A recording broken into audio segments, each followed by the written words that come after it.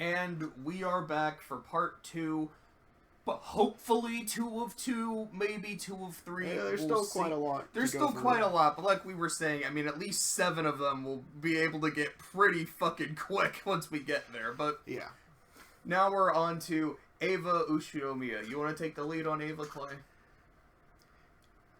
You know, I feel like Eva gets the honor of having the character, of being the character who my opinion of changed the most.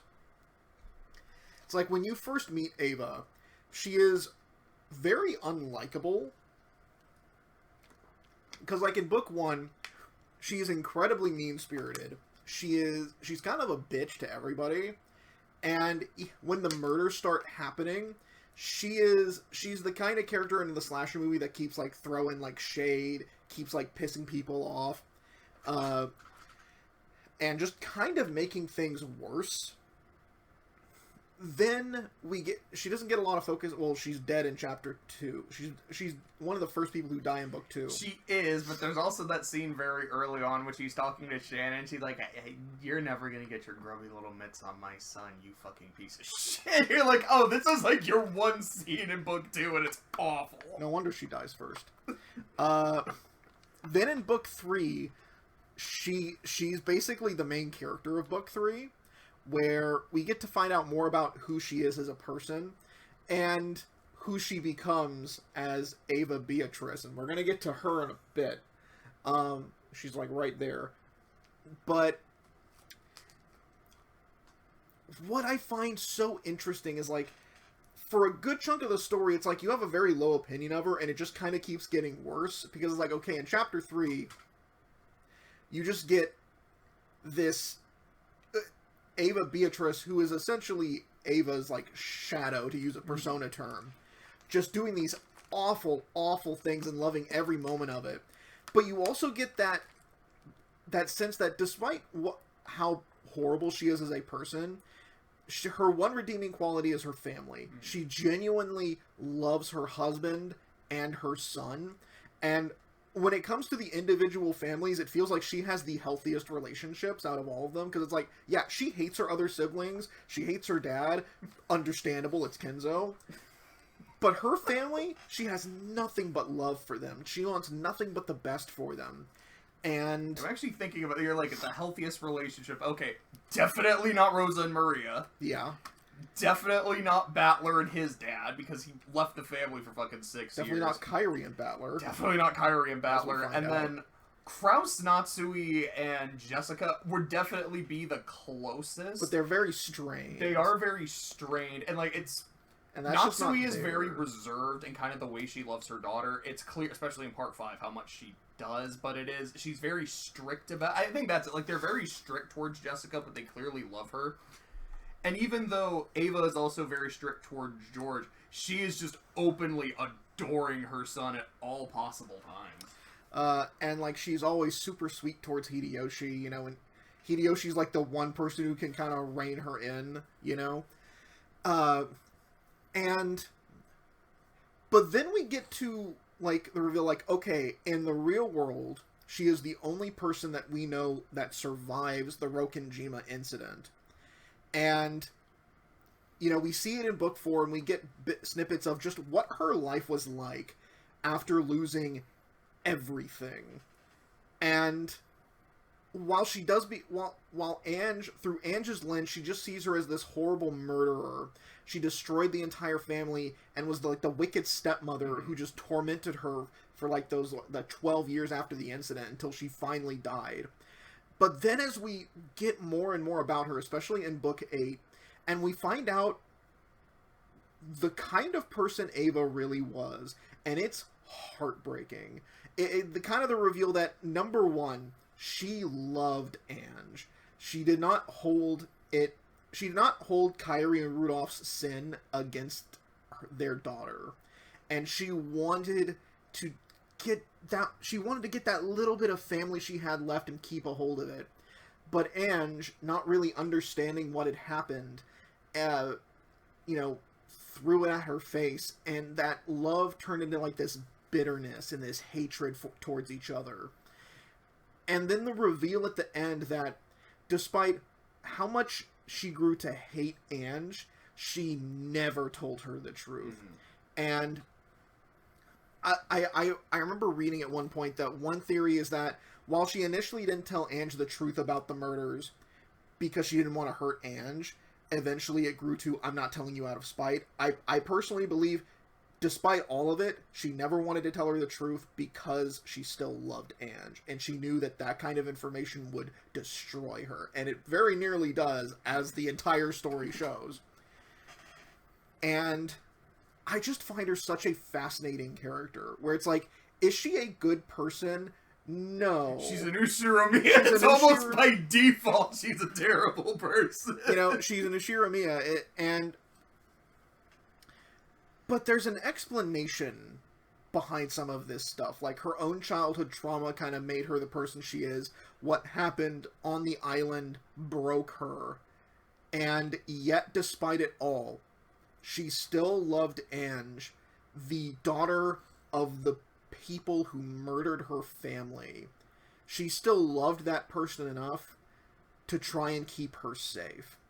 And it's one of those things where it's like, I hated her for a good chunk of the story. I cannot bring myself to hate her by the end. Because it's like, god damn. This poor woman. She died 12 years after the incident in her, 50s. Because the stress of what had happened and the stress of, running the company and dealing with Ange brought her to an early grave. Right, how old was she during the incident? 'Cause I thought she was in her 40s or so when it happened. Yeah, and then 12 years later. So, well, I mean, that would have probably been, her 50s, maybe even her 60s? Let me see. Eva Ushiromiya is, according to the wiki... it doesn't really say. She would have been about 50. So she would have been in her around 62. Okay. But that is still extremely that's early. definitely young, especially because I think we did actually see her on her deathbed. She just looked super decrepit. Well, in the manga, you would have. I didn't see her in the manga. I thought you didn't see her in the Did we anime, not? Okay. No. I thought we saw a little bit of her face. It was probably the anime. Because you could see it in the anime, but not in the VN. She didn't have a unique sprite. But yeah, it's like, she is one of the most interesting characters. And she's another one of those characters where, at first glance, she's not that important. And then it's like, no, she is vital to the plot. Especially when it comes to Ange. But what do you think of her? So, when it comes to Eva... I don't feel like I'm that dissimilar from you. It's like, I enjoyed her in the early parts of the story. Just because of how awful she was? Because of how just awful she is, how condescending she is. Bakarusa! I love that shit. Also, you were saying earlier, about how great Beatrice's voice actress is, and she is. Eva's is also phenomenal, because she not only voices Eva, she also voices Eva-Beatrice. And they sound almost completely different. There is a lot of range in there. It's Miki Oto. She kills it as Eva. Miki Ito. But, very similar to you, what I really like about Eva is how by the time I got to the end of the story, which once you get to everything that happened on Rokenjima, her relationship with Ange becomes so much more interesting. Because it does really become okay, on the one hand, you wanted to have this sweet... You're giving me a weird face. What did you find? Well, I was looking up Miki Ito's filmography. So she's Android 18. Okay. She's... hold on a second. Where was it again? Mio Takano from Higurashi. Okay. Taiga from Fate's Day Night. What? Yeah. She's Taiga? Oh, that's wonderful. Dude, the Tiger Dojos are I can't say they are my favorite part of Fate's Day Night, because there's a lot of really fucking good shit in that VN, but the Tiger Dojos are so funny.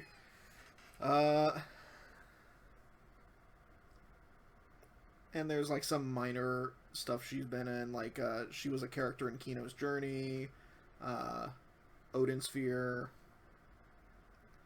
Let's see. Yeah, but it was like, oh, huh. There you go. But back to Eva. What I really like is once I got to what actually happened on Broken Jima, how she survived, the fact... Okay, so there's a part... She's Fat Princess in PlayStation All-Stars Battle Royale. That's actually really funny. Because I remember... And Jaguar Warrior. There's a part in Ange's backstory.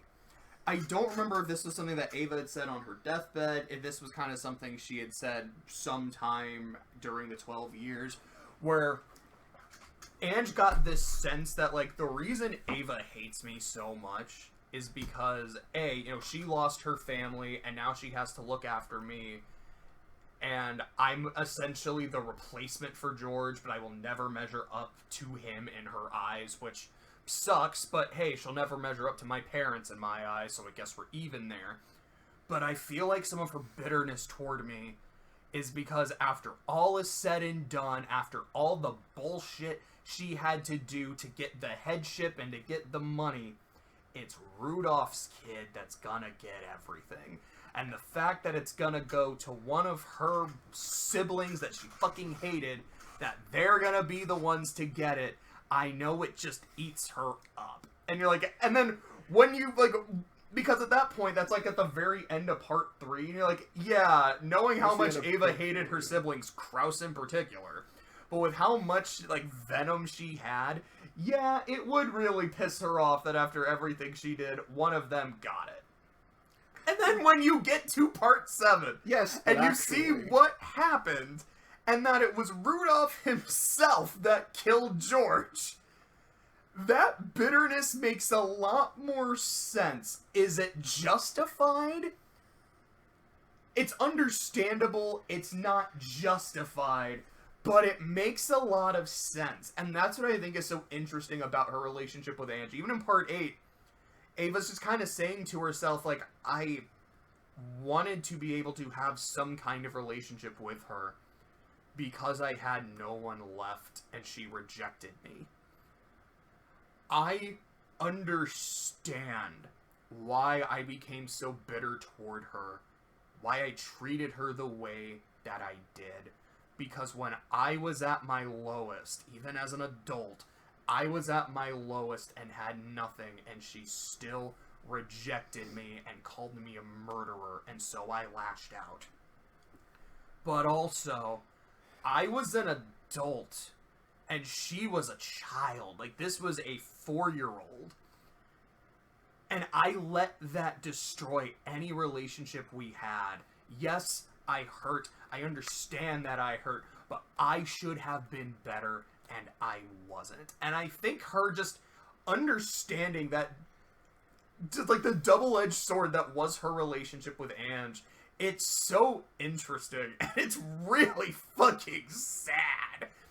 I don't believe this was in the VN, because I remember I was with you when you were reading the ending, but I know in the manga, when Battler and Ange are talking at the end, I guess technically Toya and Ange are talking at the end, Toya says that there's a part when Eva, like, started reading some of the forgeries. He did bring that up. Oh, he did bring that up? He did bring it up. You didn't see the scene. Okay, because I remember, like, seeing the scene, like, when Eva goes to see him, and they had a conversation, she's like, okay, I'm really fucking glad that I'm not the only one who got out of there.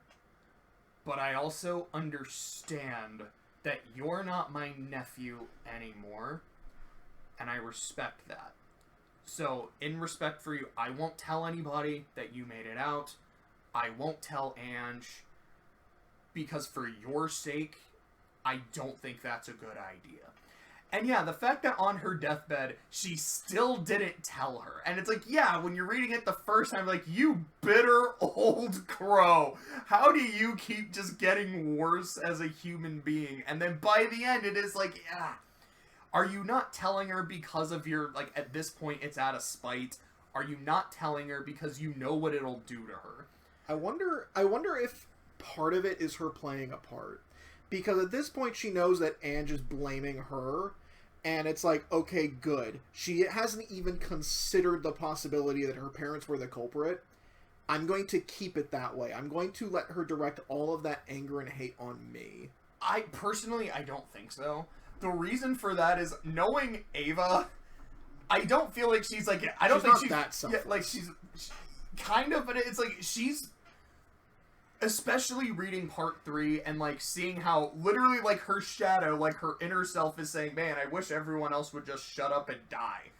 That is a bitter person. And that's before losing her entire family. I feel like her relationship toward Ange, once Ange rejected her and it was clear that it wasn't going to get better, Ava's bitterness became legitimate. I do feel like in her dying moments, it is playing the part up a little bit. It's like, I really don't want to tell you because I know what it will do to you. And as upset as I am, as bitter as I am, I'm not that horrible. But I feel like there is still a little bit of spite in the end because it's still Eva. As for where I would put her, I don't know if I have her in my S tier or if in my A tier. She's kind of one or the other for me. I feel like with what we know about her character and the role she plays in the story, I feel like she should be an S character.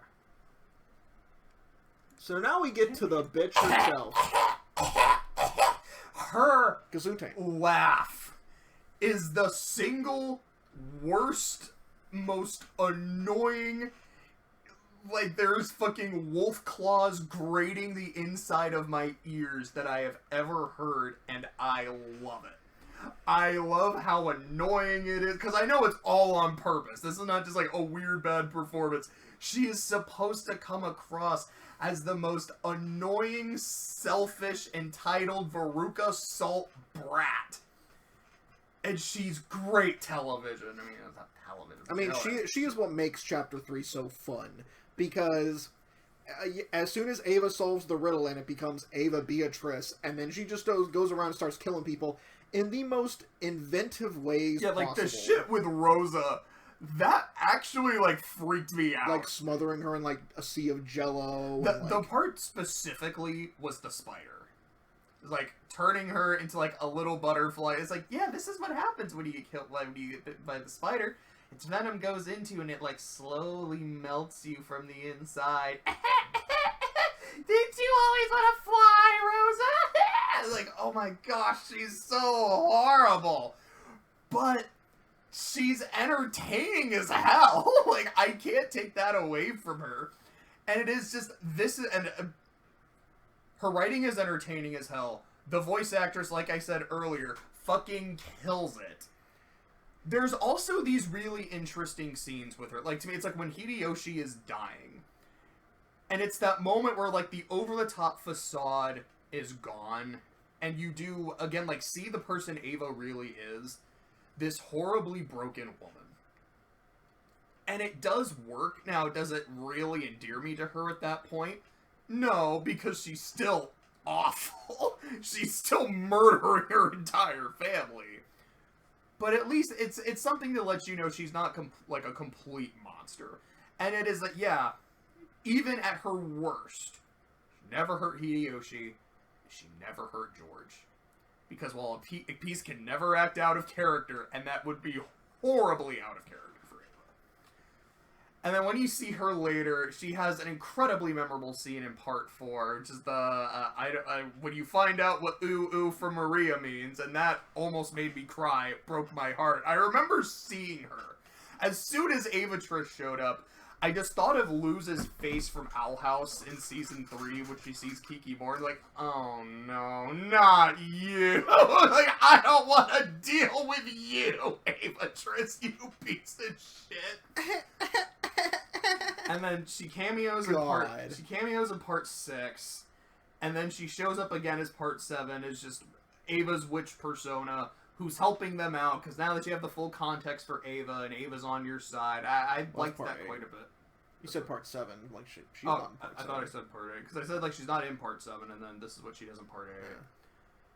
To me, like, well, for Ava, I'm like, she's an A tier or an S tier character. For me, Eva-Beatrice is definitely more A tier. I would not put her in S. But boy, she's so fucking memorable.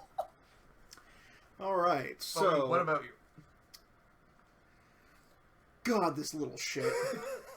I feel like I share a similar view to you, where it's like, she is this entertainingly just awful creature who... It's like, every time she's on screen, I'm both irritated and excited, because I'm like, okay, I fucking hate you, but also I want to see what dumb shit you're gonna do next. She's just entertaining. And yeah, like, recontextualizing...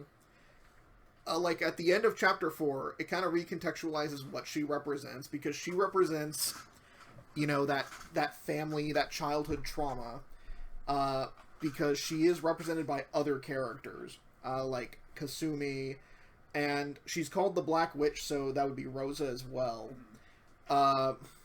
And, yeah, that representation of that bitterness and that loathing of, like, childhood trauma, it makes a lot of sense, and it's a really interesting interpretation of her character. Also, like, she's just awful. Now, she's not, like, Erica levels of awful, because... You could argue which one is worse. I don't know. I mean...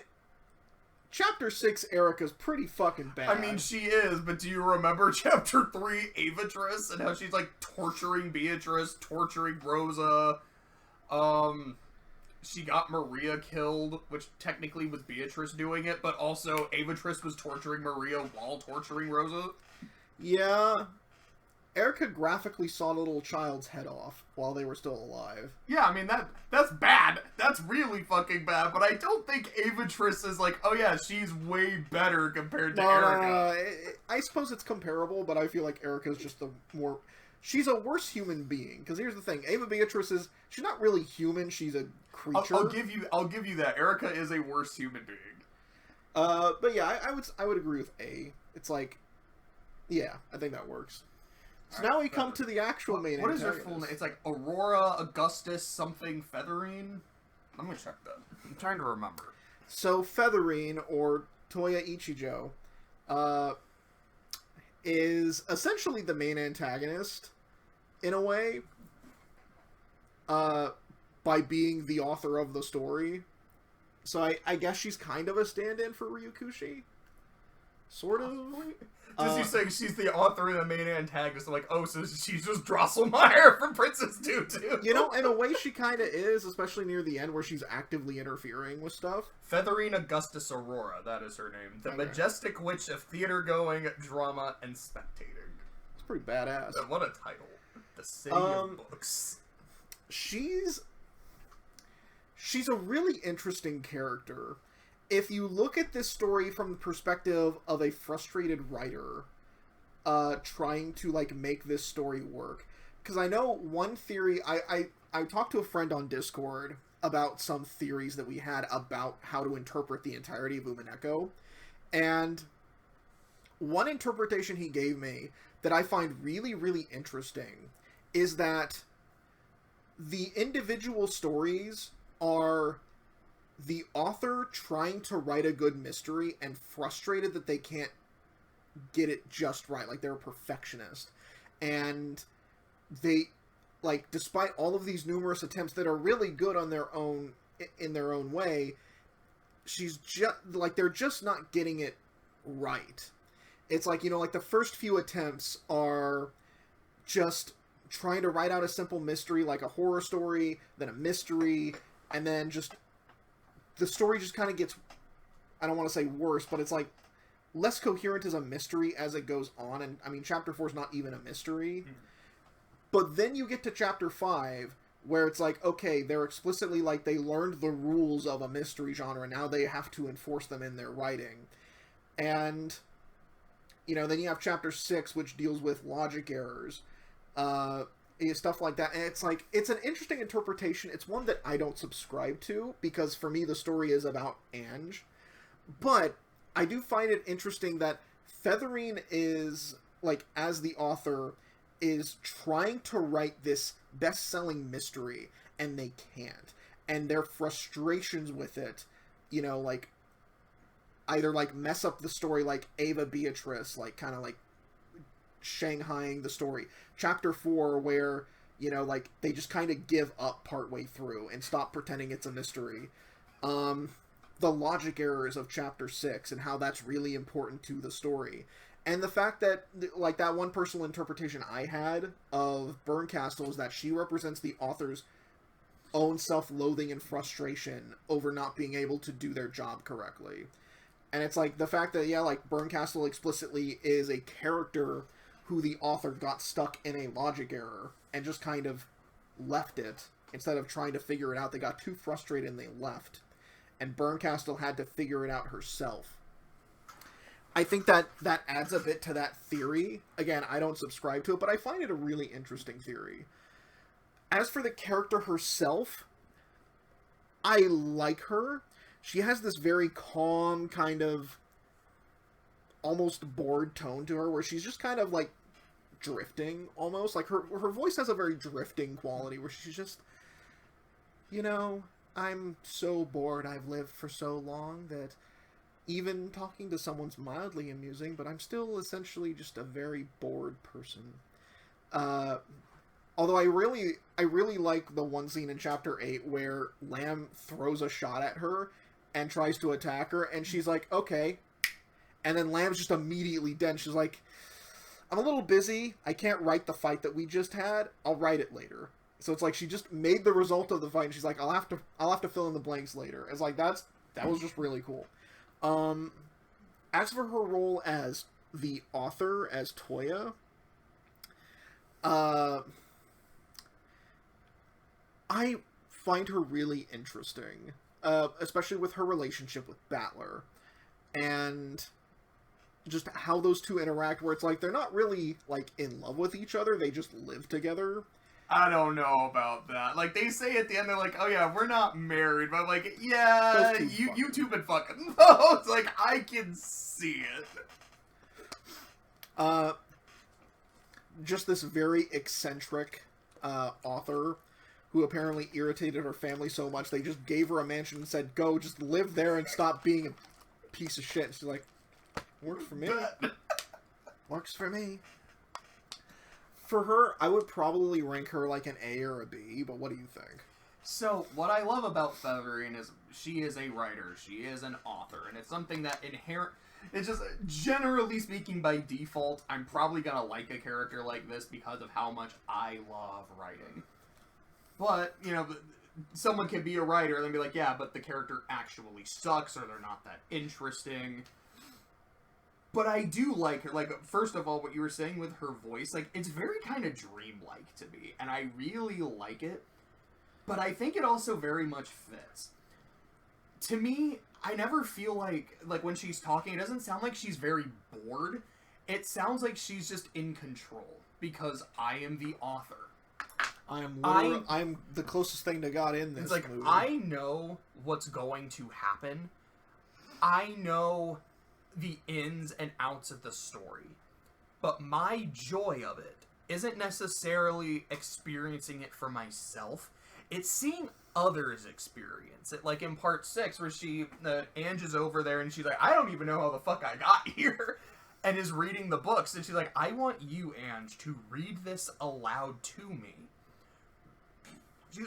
and then tell me your interpretation. It's like, I want to hear you read it out loud, so I can also hear in your inflections how you're interpreting it. Like, how are you interpreting this line of dialogue? What words do you emphasize so I know what they really mean to you? And I want to, at times, to just stop, talk about it. What do you think are the themes going on? What do you think are the ideas that I'm going for? Etc., etc. And I really like that. I think that's super fucking interesting. You know, I know I've made the joke a few times, like, you are the audience, I am the author, I also like you, and then bonk, because that's one of my favorite jokes from the producers. But I really like that vibe. And I love that scene with Lamb. It's just kind of cool that she just stops time, writes the end of the fight, it resumes, and it fucking happens. But what I love about it is that sense of a writer going, okay, I know how this scene ends, so let me go ahead and write the part that I know. I'm a little bit stuck on the couple paragraphs before, but I know what has to happen, so I can go back and fix it later. Because I've done that a lot in my writing. I'll be like, okay, I know I'm on this chapter right now, but the part that I really want to write is a few chapters later, where after some shit happens, so let me go ahead and do that. And sometimes, when I go back to fill things out, it works swimmingly, and everything's fine, and there's no logic errors. Other times, I'm like, oh, now that I've gone back and written this previous part, with some of the events that happened, they changed a little bit that in a way I wasn't expecting, so I am going to have to make some changes later, but it is what it is. I need to make sure I change it so everything stays consistent, because logic errors are bad. Mm-hmm. And it's why I love Part 6 so much. It's just the whole concept of a logic error. And it's like, as someone who loves writing and really needs to make sure that my shit stays consistent, I'm like, this is super important. This appeals to me on just such a personal level. Like, I love it. And so, I really like what Featherine adds to the story in that regard. And, like, even in Part 8, she is the main antagonist in a sense. So, like, she is Byrne's boss. But even then, she's like, I'm not really participating in the final boss fight, because that's not my role. Like, I'm the writer. You're not beating the writer. My job, though, but as, you know, the witch of theater going and drama is... make sure it's a good story. It's to make sure it's a good story. It's to spectate. It's to watch. Because that's kind of also what you do as a writer. You're watching this story unfold. Now, you can influence it. You're gonna put your own spin and influence on it. But it's also just, this is the story. I want to see how it plays out. And as you're writing it, that's what's happening. That's one of the reasons why I love Princess Tutu so much. I think the first core is, it's a decent magical girl show, which I like because of the fairy tale aspect and the ballet and the classical music. The second core is all about, this is what it means to be a writer, and this is kind of the responsibility you have as a writer to your story and to your characters. And it's so fucking interesting, and I love it. And that's what Featherine adds. For me, A tier at best, maybe, but, you know, her design is so fucking cool. I love her horns and, like, her kimono and shit. She's an A tier character for me. So, now we're at the twins. Zepar and Furfur. I had to look up their names, because I thought it was, like, Furfur, and I'm like, no, that's the poodle from X and Y, and Zofar. I'm like, no, that's the main antagonist of Lunar 2.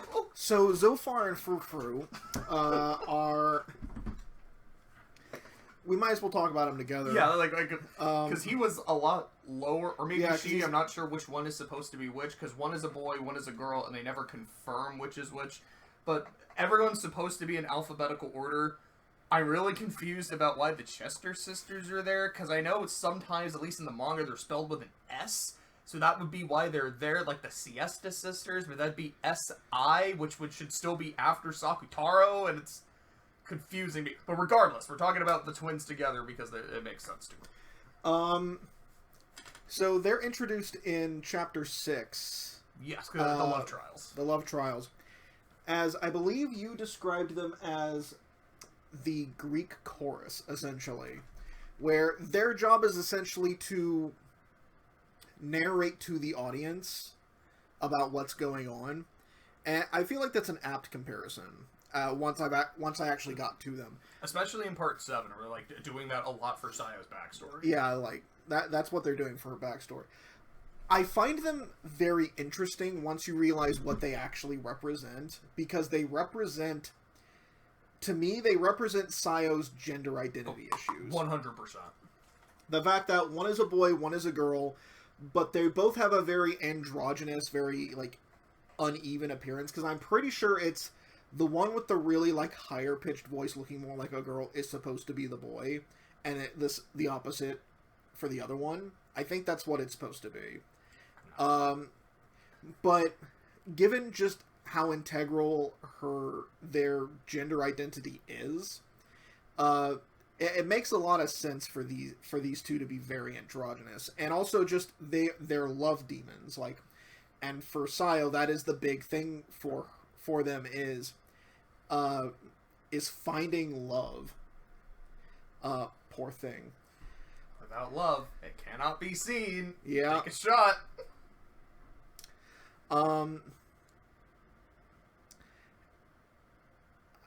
As for their role in the story, they're pretty okay. Like the characters themselves, they don't really have a character. They're the game show announcers essentially, but they do have they have a. But they have this the natural charisma you'd expect from something like that makes them makes them very endearing. Also, their theme slaps.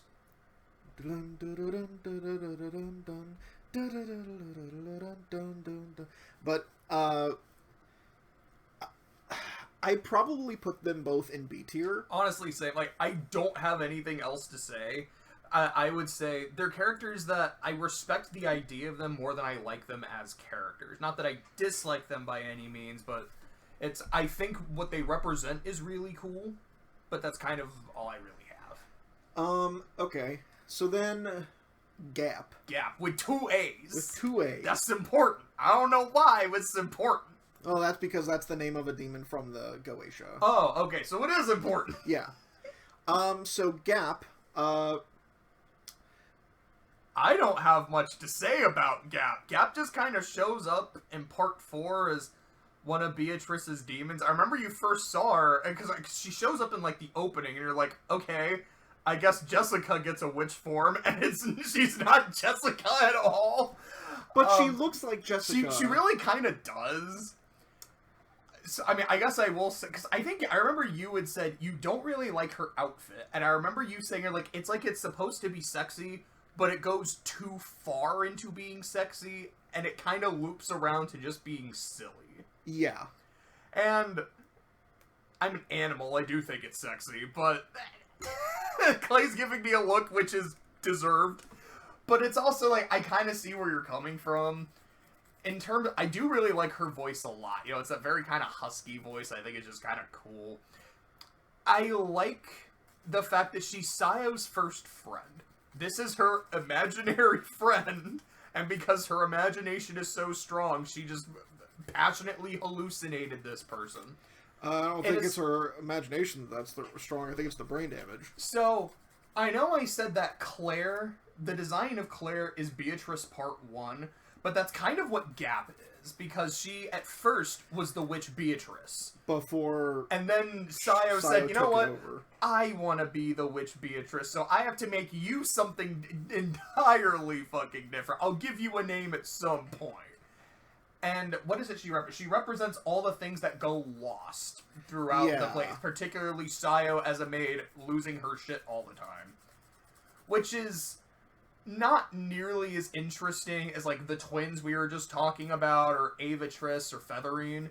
So I think, like, in terms of what she represents, it's fine. In terms of her character, she's fine. In terms of her design, she's kind of fine, but it's fine. So C or D? I don't know. It's like, D feels a little mean, but D's looking a little lonely, though. But it's looking pretty lonely. Like, she doesn't really do much. She doesn't contribute much of anything to the story, honestly. I think every now and then she'll, like, kind of help. Like, she had that fight with George, which was cool, but it was basically her jobbing until she pulled some bullshit, which she's a demon. She needs to pull some bullshit. But it's like, man, your most notable part in the entire series was giving George something cool to do. Yeah, your most notable thing is getting your ass beat by George of all people. What a loser. Which, I can't think about George without thinking of that meme where it's like, he looks like a minion, and it's so It's like they shaved his head. Yeah, they shaved his head and gave him the minion cockle. God damn it. Anyway. By the way, do you have anything to say about Gaap? Do you want to argue for being a C-tier character? No. No? I have, like, nothing to say. Okay. My boy Genji. Well, I feel like we'll have a lot more to say when we get to his persona of Ronove. To fucking Ronove? But as for Genji himself... Well, I guess that's a quick question, like, because I mean, Eva and Eva-Beatrice, we talked about more or less together because alphabetically. Do you want to do Genji and Ronove together? Or, like, right after? And, like, same with Kumasawa and Virgilia? I think we can do that. Okay. Okay, so with Genji, I don't have a ton to say about him because as furniture, he's meant to be seen, not heard. That's exactly what he wants. That's his role, is he is just the quiet but reliable servant. My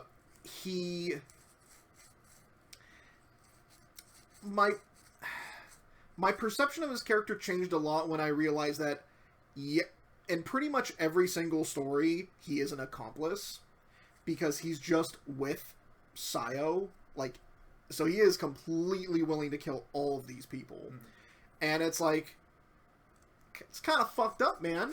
It's a little fucked up. I know you feel guilty about the whole Cliff incident, but it's a little fucked up.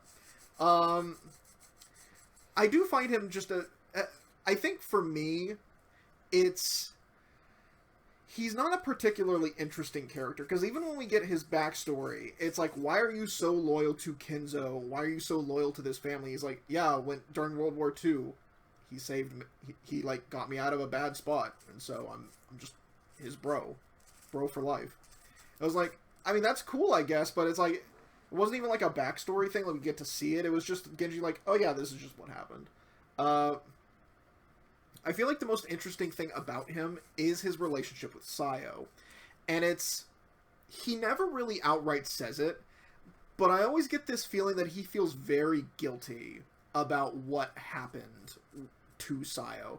Not just how they were conceived, but also like what happened with... About that. Yeah, but also what happened with Natsui. And I also find what the interesting thing is that he is the one who kept Sayo's existence from Kinzo, explicitly because he was actually afraid that Kinzo would try some shit. And I find that really interesting because it is the only time that he is explicitly against Kinzo, and he even expresses disgust for his friend. He's like, what my friend did is unforgivable. I need to make sure he doesn't do that again. Not just for his sake, but for that child's sake as well. And, you know, he's the one that gave Sayo the crucial hint to solve the big riddle. And those are the parts of his character that are pretty interesting. Other than that, he doesn't do a lot in the story. He's basically there to kill people, essentially, because when you actually you're not wrong. Because when you actually figure out the solutions for a lot of the murders in the first 4 chapters, it's like, oh, a lot of it was him doing it, or at least helping out. And it's like, yeah, you're kind of awful for that. But I mean, to be fair, he didn't actually do it in real life. Never got a chance to. But he was gonna. But yeah, I would probably put him like C tier maybe. What about you? So the thing about Genji, what I like about Genji until you get the backstory, is just he is the ultimate butler. You know, he's very reserved. He's very stoic. But I think what I like, he just comes across as cool. He's very competent, and like that's shit that I love. I love characters who are just super competent and good at doing cool shit. I love how everyone just knows you can rely on Genji. You need shit done, call up Genji to do it. Kinzo, awful person that he is, distrusting of everybody he meets, trusts Genji 100%. Like, that's his boy. And then when you get to, like, the backstory, it's like, yeah, how do you know each other? Why are you so loyal to him? He was my best friend growing up. The two of us, you know, we got into a lot of fights. It's very Yosuke and you from P4. Like, remember Yosuke's rank 10? He's like, hey, sometimes best friends just gotta fight it out. That was basically their backstory. And then during the World War II shit, yes, Kinzo was like, this is my best friend. I'm gonna make sure that he gets out of Taiwan. I'm gonna make sure that his family gets out of Taiwan because they're important to me. And then for Genji, it's you've been my friend for a long time, but what you just did for me and my family goes far beyond friendship. I owe you a life debt. And as a result, my life is yours. Whatever you need, I've got you. And just the depths of his friendship and his loyalty is something I really, really like. And it's interesting how it doesn't extend to most of Kinzo's children, only to one of them, and that being Sayo. And I feel like the reason for that is, one, just the pity he feels for this child, but also because this is the child of the woman that Kinzo loved.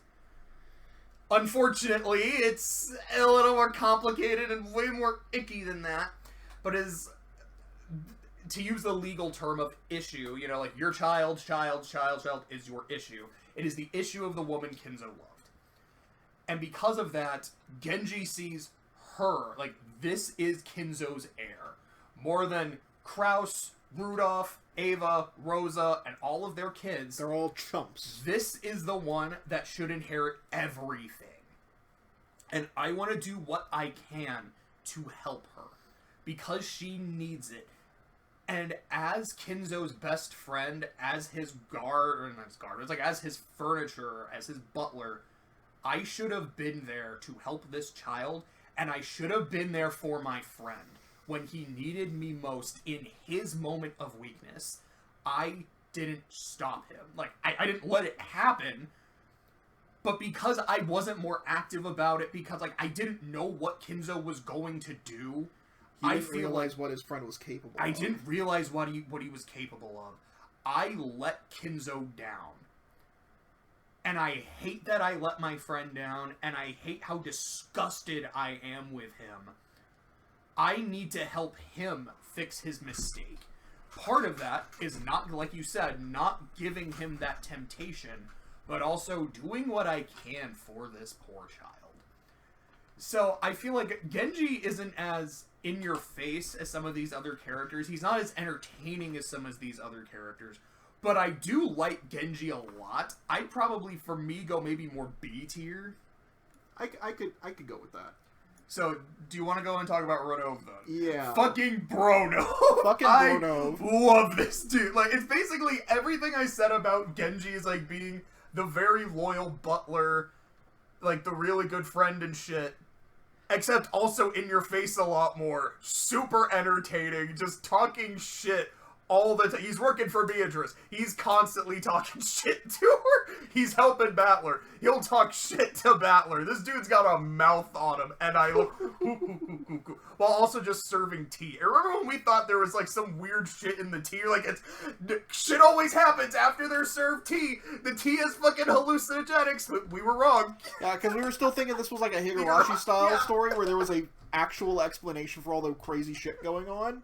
I mean, there's an explanation, but it's like, we thought, this was back before the story became meta, and we thought it was a time loop like Hideyoshi, which is something that I love, by the way. It's just, I love that, I know Ryakushi probably thought that people reading Umineko and saying, oh, it's a time loop, so it's like Higurashi, and so they came in with that expectation, and then he just fucking, like, turns it on its head and just completely destroys that. And I adore that. But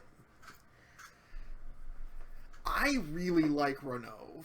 And I think that is just because he feels like one of the most affable people in the metaverse. Because, yeah, he is working for Beatrice back when Beatrice was the antagonist, and even afterwards. He's still very nice to Battler.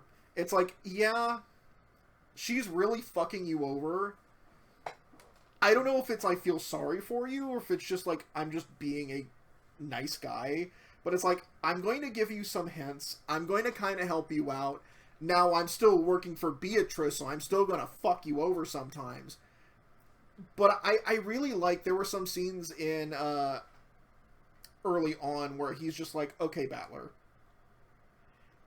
stop fucking up. Here's what you gotta know. Okay? I'm going to help you out a little bit. Now, I'm not going to help you out too much. But I'm going to give you a little bit. A scene I remember is that, I think it's like one of the first scenes of part 4 where he's talking to Beatrice and he's like, my lady, Battler's not doing so well. You know, the shit that just happened at the end of part 3, like when you pulled that fooled you shit, he's not doing so hot. He's kind of down. What you need to do is you need to just, like, go in there, yell at, but, like, make your, like, give a big fucking game show entrance and just put a smile on his face because he needs it. And then you cut to Battler, who's doing just fine, and I think he's, like, fighting with Asmodeus or one of them, or, like, Beelzebub, like, over his breakfast.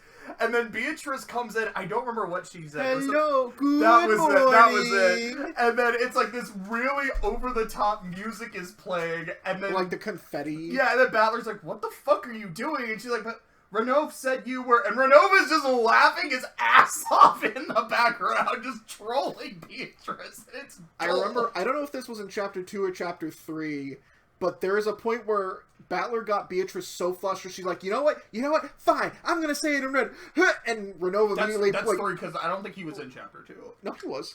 No, he wasn't. Pretty sure he was. Yeah. I thought he wasn't introduced to part 3.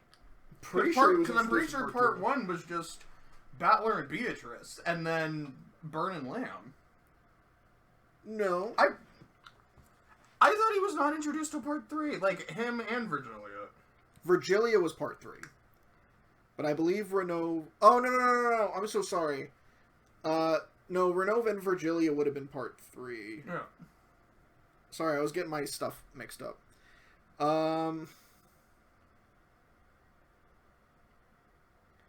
Yeah, he was in Banquet. Yeah, that's part 3. Sorry. Anyways. But I just love that point where he just, like, she's about to, like, say something really big, and he just, like, covers her mouth, and he's like, I'm so sorry. I'm gonna take her to the other room to cool off. You just keep watching the show. And yeah, he remains pretty consistent throughout. Like, makes consistent appearances, because it's like he's part of the love trials. Wait, was he? Yeah, because he was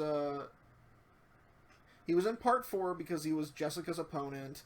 I'm pretty sure he would. Yeah, he was also in the love trials because he was. Wasn't he? No, No. George killed Ava. Jessica killed Kyrie. Shannon and Kanon killed Maria and Rosa. Battler killed himself, and then Beatrice killed Natsui. Okay, sorry. I was getting 4 and 6 a little mixed up. Like, he still would have been in there. It's like he was still one of Battler's attendants. Right, that's it. Yeah, he's just consistently... The part 6 are so fucking cool. He's just consistently a entertaining character. I would probably put him in B. I think I'd go A. I would put him above Genji. He gets a little bit above Genji. Now we get to talk about we get Georgie. What a balloon, Georgie. One of the, from what I understand, one of the more divisive characters of the narrative, which is weird because it's not like he really does a lot. I mean, he is a very important character, especially when it comes to Shannon.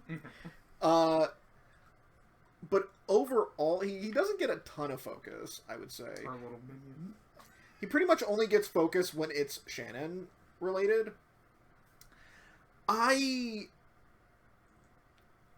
Okay, so first off, he's part of the reason why I don't like Chapter 2 very much, because it spends a lot of time on his relationship with Shannon, and their relationship is interesting when you look at it from Shannon's point of view, and you look at their discussions and like how he's talking about all of this stuff where it's like, I'm gonna marry you and we're gonna have a bunch of kids, we're gonna have a house, we're gonna grow old together. She's like, yeah, about that first part.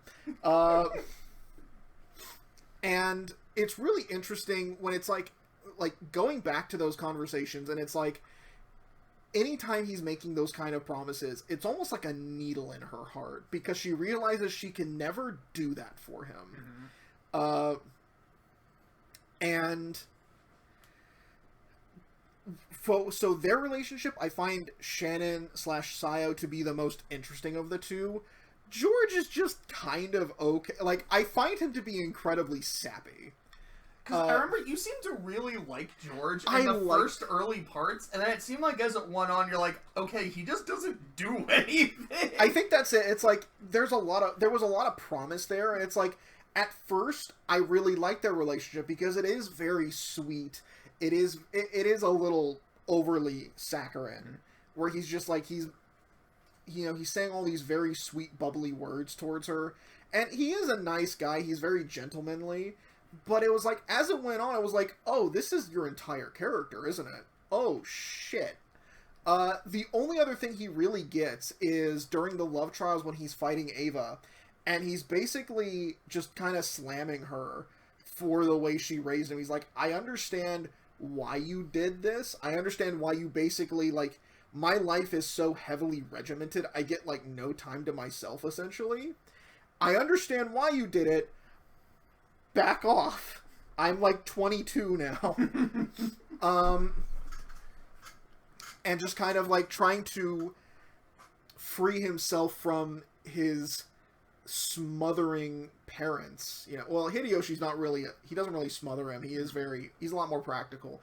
I really love the scene in the first book where Hideyoshi's like looking at Shannon's corpse and George is like, does she have a ring on her finger? And Hideyoshi's like, yeah. I'm sure whoever gave her that ring was like, I'm sure they would have been very, very happy. And it's like, Hideyoshi knows exactly what that is. He doesn't want to piss Eva off over there, because Eva's over there doing... I mean, he definitely knows, because at least in the manga it says that Eva and Hideyoshi were accomplices for that part. Oh, they were accomplices yeah, for part 1? and like the manga says that they were, so he definitely knew. It also makes a lot of sense why they're like, hey, George, you really don't want to see this corpse of Shannon over here, you know? This corpse.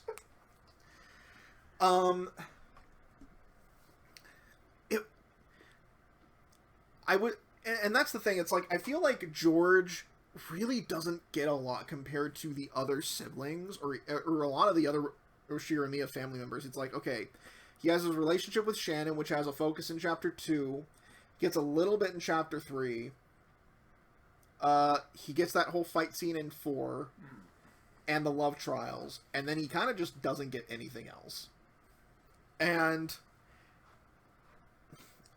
the only real bit of backstory that we got is that, yeah, when he was a kid, he was, I think you said it, he was like an incel or something? Kinda. Where he was kind of like, he's like, oh yeah, I just assumed women would fall over for me, and I was kind of a douchebag. And then I saw Battler hitting it up with Saya, and I was like, oh shit, I need to step up my game.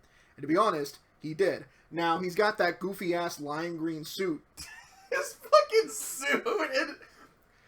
I don't want to say it's hideous.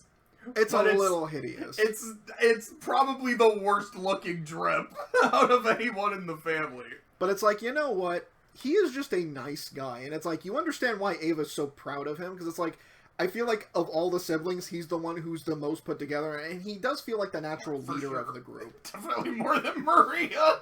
Which makes sense, because I think he is the oldest of them. Because it was explicitly Eva wanted to have him before Natsuki had something. So, he is the oldest of the siblings. He's the most well put together. And oftentimes, I just feel really bad when he dies, because, yeah, he really doesn't deserve... Especially when you realize that, yeah, Sayo is the killer. Or, not the true killer, but she is Beatrice, and so... She's killing George explicitly because she knows that she can never really be with him, or at least in her mind she can't. But if we're all in the Golden Land, it'll be okay. It'll be okay. Like, it's one of my favorite deaths is her killing George in part 4. And I feel like that is the... No, sorry, not part 4, part 3. And I feel like that is maybe not the first, but it's one of the biggest early hints that Shannon and Beatrice are the same person. Because Beatrice is telling George, hey, I can bring Shannon back to life, but you have to close your eyes when I do it. I promise you I can do it. And then he does, and then as soon as Shannon wakes up, magically out of nowhere, you know, the fucking Chester sisters shoot him, and it's because Shannon fucking glocked him as soon as he woke up. Or as soon as she pretended to wake up. It's like, that's a pretty fucked up scene, though. Oh, it's 100% super fucked up, and I love it. Yeah. I would probably put him in, like, C, maybe B. Now, before I say anything, because this is something for you, because you've talked about, like, your theory about the letters. Oh, shit, that's right. Sorry about that. Okay, so there's a scene in Sayo's backstory where George is handing out all these letters from Battler after he, like, fucked off and left the family. And Sayo keeps waiting for one from him, and there wasn't one. And it destroyed her. And you told me this theory, and then I looked it up. It was like, apparently a theory is that there was a letter for Sayo from Battler, and George intentionally hid it so that he could make a move on her. And it's like, there's no real evidence of that in the story, except for the fact that George was the one who was handing letters out. But if that's true, that takes this entire thing and turns it on its head in a way. It changes a lot about his character. And it also means he's partially responsible for everything that happened. I mean, we can't really say that because it was Rudolph and Kyrie at the end, but... Yeah, but she was still going to go through with it. She was going to go through with it. But, do you, like... I find it really interesting, especially because George has proven that he can be very ruthless to get what he wants. He gets that from his mom.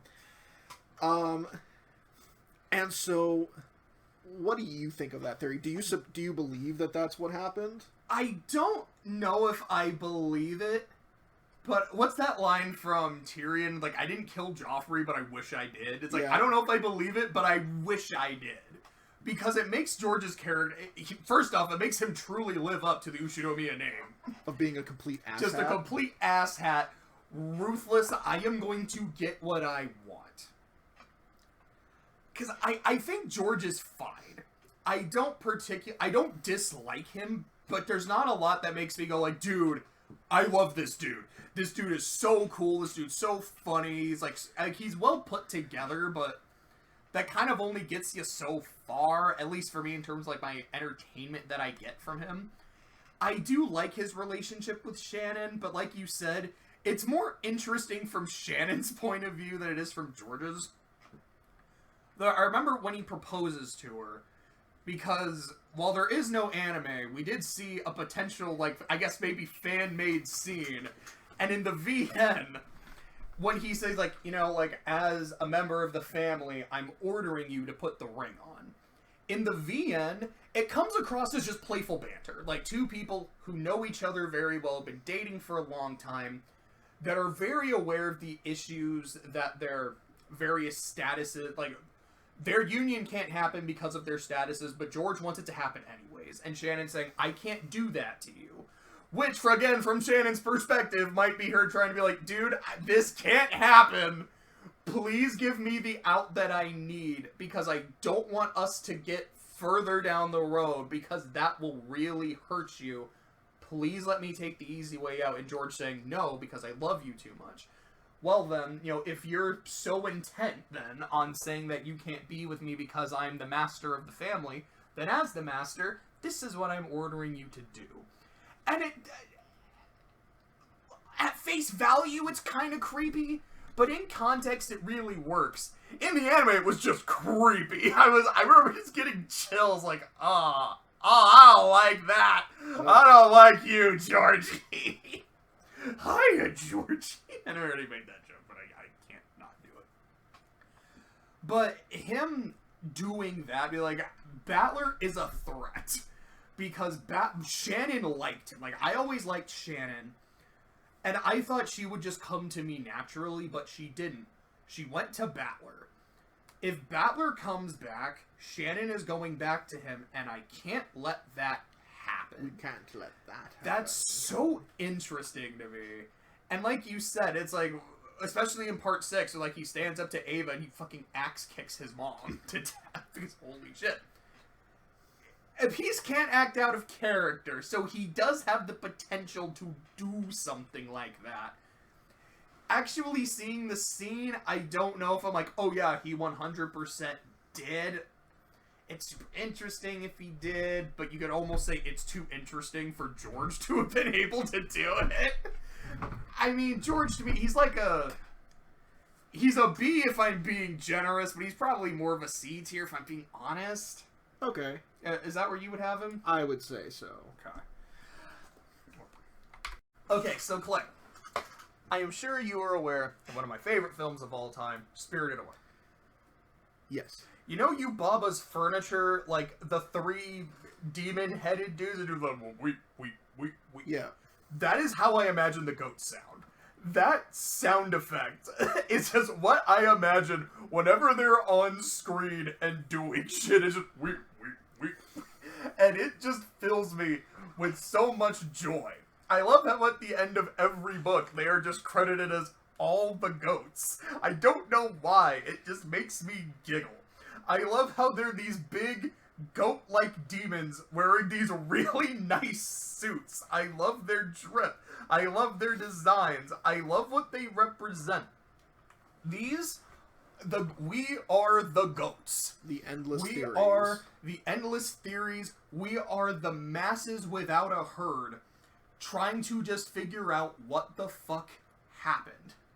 I think that's a really interesting idea. I love how meta that idea is. I love how the goats can be a fucking problem, especially in part 8. It's like, yeah, if you got a couple people working on theories, you're probably not going to have a whole lot. When you've got a fuck ton of people reading something, theorizing, these people are trying to come up with this, but these people are arguing this, and how it just kind of becomes this mess, and you can't even see the forest for the trees anymore. I love that shit. The fight between Krauss and a goat in part 4, where the goat is going about his backstory about his little sister, and how he's a goat Onichan, and how he's, like, close to retiring and shit, and Virgilia's like, oh my god, he's triggering every death flag possible. What is happening is quite possibly the funniest scene in the entire VN. I can't think of another one off the top of my head that's funnier. It is amazing. To me, the goats are an S tier. Like, I love the goats so fucking much in just, like, every possible conceivable way. They are goated as fuck. So, I would agree. It's like, I thought the goats were fine for the most part, and then you get that bit in Chapter 4 with the death flags, which is just great. And then you get them in Chapter 8 where they are just the problem. The problem. And I love what they represent too. Like, I would agree. I don't know if I'd put them in S rank.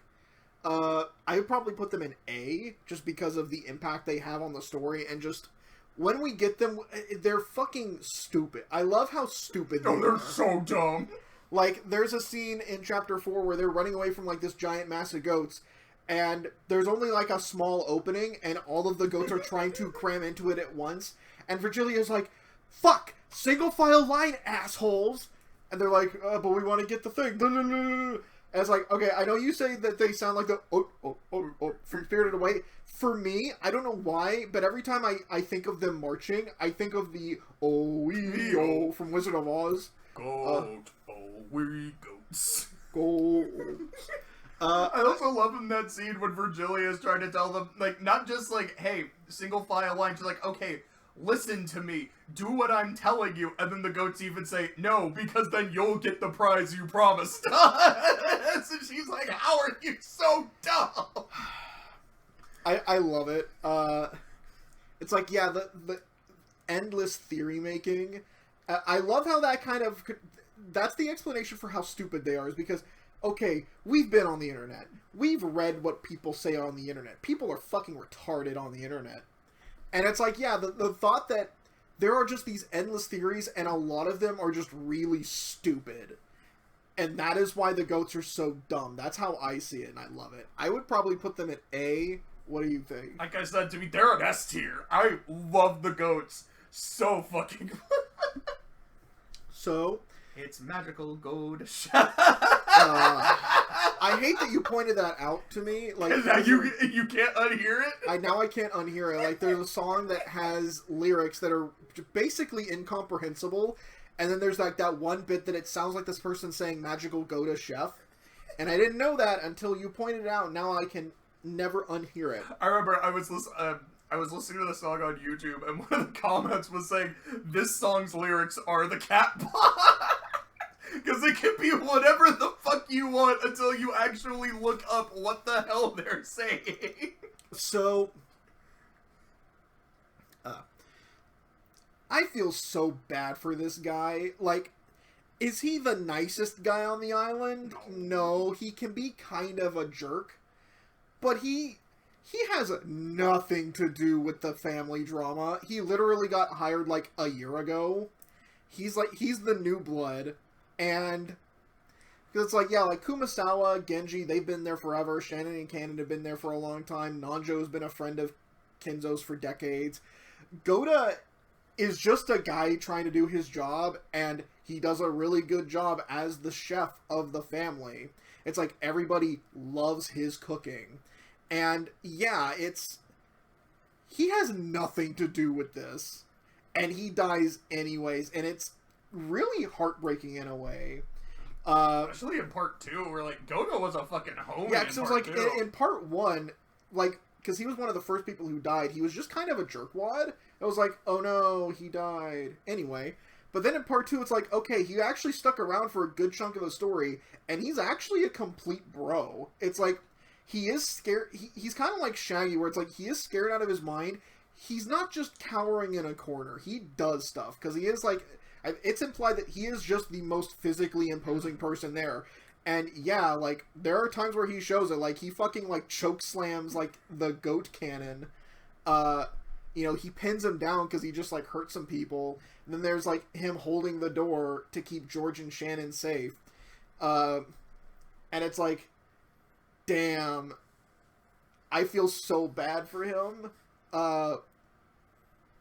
But it's like, yeah, it's like when he gets time to actually, like, be a character, he's surprisingly just a kind of a nice guy. Like, he's a bit of like a...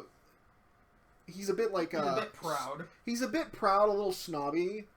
But it's like, he feels like the most normal person on the island. It's like, he reacts the way I feel most people would react in this situation. Because he's, 1, not a crazy Ushiramiya, and 2, he's not in on it. He's just a guy.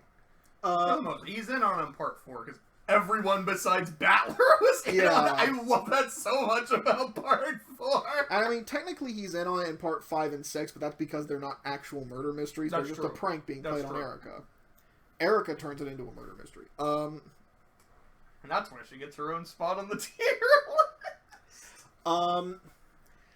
I would probably put him in B, just because it's like, he doesn't have nearly as much of an impact on the story, and he doesn't have a ton of screen time, but he's likable enough, and I feel really bad for him. I would agree with that. Like, Gohda and Genji were both characters that for a lot of the story, I was like, I do just want something more from you. I eventually got it with Genji when you get his backstory, and then you've also got Ronove. Gohda never really gets it, but I still like the dude. And again, he is the magical Gohda chef, which it's a dumb meme, but it just makes me happy. Alright, Mr. Hideyoshi Ushiramiya himself. This Wario sounding ass. Dude, okay. What I love about Hideyoshi is how when the story starts, he seems like he's possibly the unambiguously nicest adult in the family. He's just this big dude with this Kansai accent. He's always smiling, always giggling. He's reining Eva in. Just trying to rein in Eva. Trying to always being nice to the kids and the cousins. Like, I think there's a few times where we're kind of like sneak Maria a piece of candy or something. Or he's always just like, hey, you know... As the adults, we're about to have some intense conversations. You guys should probably go into the other room to try to keep things civil. And like his money problems are derived from him being too nice. And then you get to other shit and you realize he is helping his wife when his wife is a problem. And again, like, the manga really goes into details that, like, yeah, in part 1, he and Eva help Sayo for the first set of murders. In part 3, he helps Eva with some of the murders. Like, he specifically is the one that kills Ronove and Kyrie. And part 4, like I said, everybody's in on it. And then part 5, he's like one of the only people to die in part 5. Part 5 was weird and it was great. But I do love that it's like, as genuinely nice as he is, he's still a part of this family. Hideyoshi still has his demons. He can still be a problem. And that is a very common theme to me in Sea Cats, is you can't really take anyone for who they are at first blush. Even some of the most horrible people, Kyrie, can... I mean, she's someone who seems like she's like kind of like Hideyoshi. The people who seem really cool can still have their demons, and the people who come across as demons can still be really sympathetic and have something interesting in them. I think he's a really good representation of that theme. He doesn't get a whole lot, like, compared to someone like Eva or Battler in terms of how interesting they are, but he's just such a likable dude, even when he's doing fucked up shit. Like, I do have him as an A-tier character. Like, I love Hideyoshi. I would say so. Do you have anything else to say about him? Not really. Just, I like you, but you are kind of a piece of shit. But again, I think we do kind of have to shout out the fact that Eva loves her husband and just how tight-knit that family is. I have to give him that, too. Yeah. Jessica. Probably my least favorite of the 4 siblings. Really? Even more than George. More than George! Yeah, I would actually say so. Because here's the thing.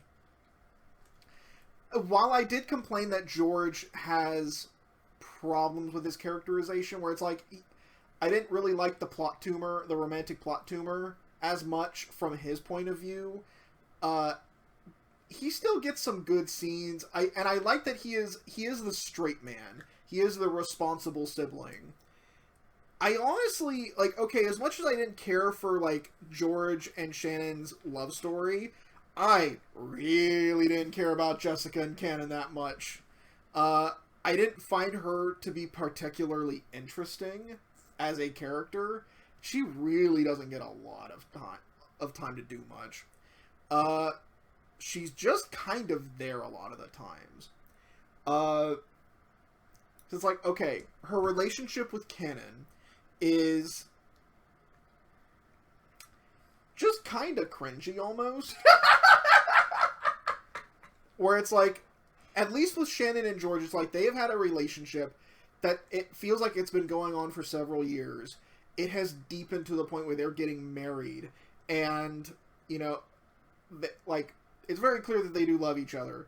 With Jessica and Kanon, it's like, they're just kind of starting out, so it's in that really awkward, cringy phase where they're not really sure about what the hell they're doing, especially Kanon. And it's like, yeah, like, I just don't find it as in... Because it's like, as much as I say I don't like the relationship with Shannon and George, it's mostly because I find it to be too sweet and too boring. But it's still sweet. It's still something that I look at that and go, aw, look at those two. Isn't that just adorable? With Kanon and Jessica, I'm like, oh god, stop. And it never really gets off the fucking ground either. Like, it's like their relationship starts and never goes anywhere. Mm-hmm. It's like they have this whole thing with the love trial between, like, Shannon and George, Kanon and Jessica, Battler and Beatrice, and it's like, okay, of all these 3, I only believe in 2 of these relationships, and Jessica and Kanon aren't one of those 2. And it's like, yeah, their relationship barely gets off the fucking ground, and yet, like, in later parts of the story, it's acting like they are these, like, star-crossed lovers, and it's like, you 2, like, know nothing about each other. We've gotten, like, no screen time with you 2. Except for, like, the one scene where Kanon is in his weird drip at the high school. And at the time, with the co-host she dresses up as Marissa.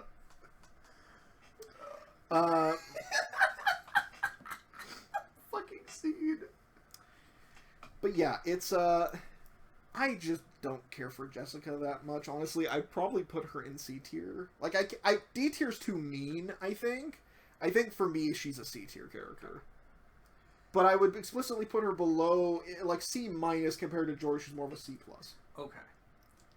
So this is why I disagree. Okay. I fucking love Jessica.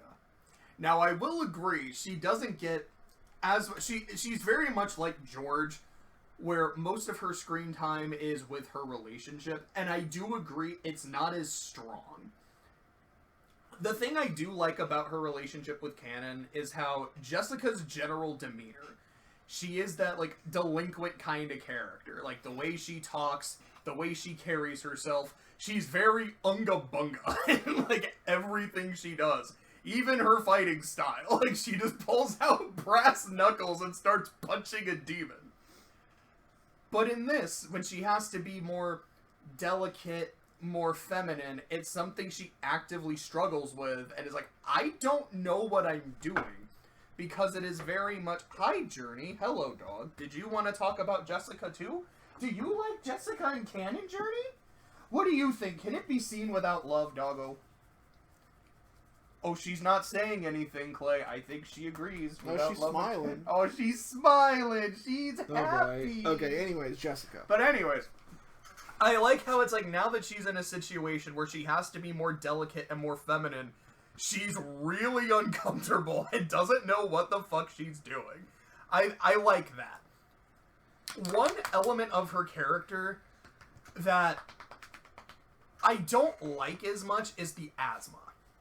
Just because, like, in the first... I know it's, like, in the first part, and I think also a bit in the second, they were kind of playing it up as, like, oh, this is something really important. Like, Jessica has bad asthma, she has had bad asthma attacks, and this is something that can act up in really bad times and times of stress. It's like, okay, this can be an interesting thing that can happen. Then in later, I think it's in part 6 or part 7, it's... revealed that it's fake. That it's fake, and it's like, oh... That's super fucking interesting. That and they never bring it up again. They never bring it up again, and it didn't happen enough times before the reveal to make me go, that's super interesting. Like, this is Jessica's get out of jail free card. Or, alternatively, her I need attention, please care about me card. That's really interesting, but I felt that it was too underutilized, though, to, like, really have a strong impact. Well, because I don't think she uses that as an attention-seeking kind of thing. It is more of just, I want to get out of this room right now situation. And, like I said, I just like that she's an unga-bunga person.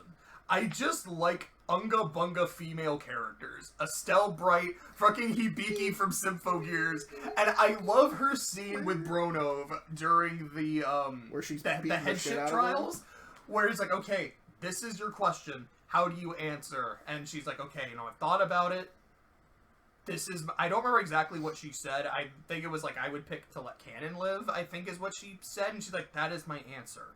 And he's like, I'm not impressed. You get, like, 60 points. Hold up. I'm not done. That's my answer as a maiden. And then just punches him and breaks his nose. This is my answer as the head of the family, you motherfucker. And he's like, that was a splendid answer. Splendid punch for breaking my nose. That's an additional 20 points. And then she just starts wailing on him and beating his ass. And I love how there's a point in the fight where he's like, okay, Jessica, you're doing really, really good. We can stop. You need to stop, though, because it's about to be a problem, and she's too unga-bunga and keeps going, and it gets her killed. I like Jessica a lot. Like, to me, I would put her as an A-tier character with how much I like her, so I think that probably balances out to where we would have her in B. Kanon.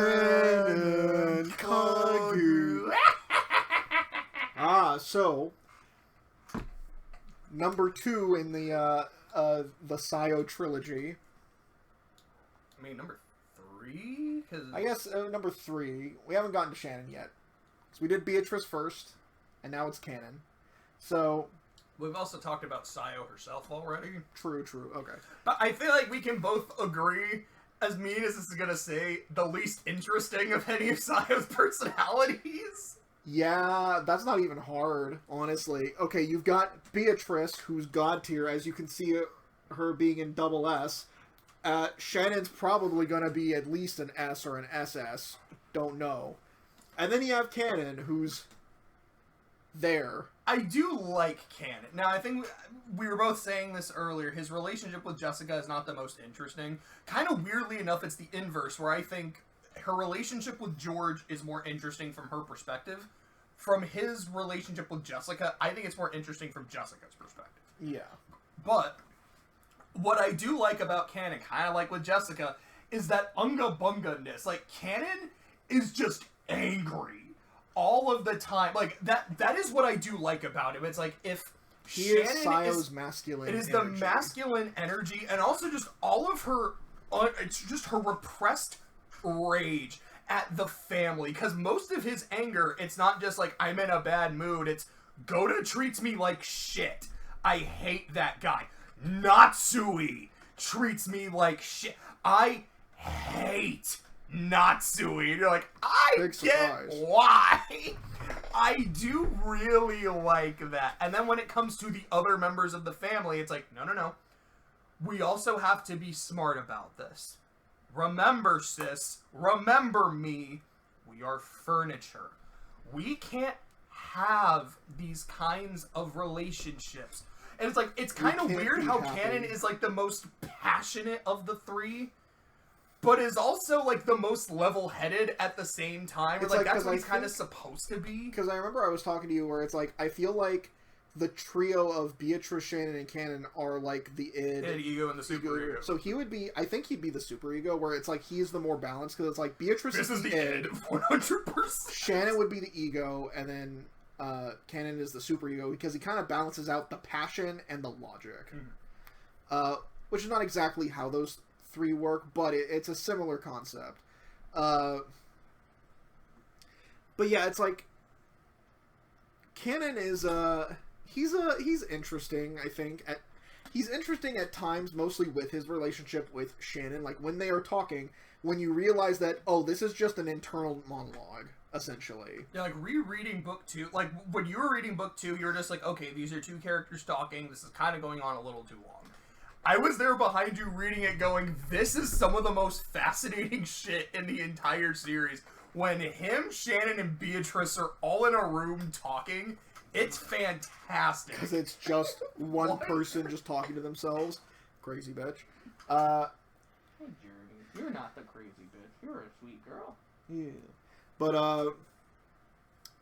for those of you listening, Journey is my mom's dog, who's just kind of hanging out with us, and she's like this little baby pit bull.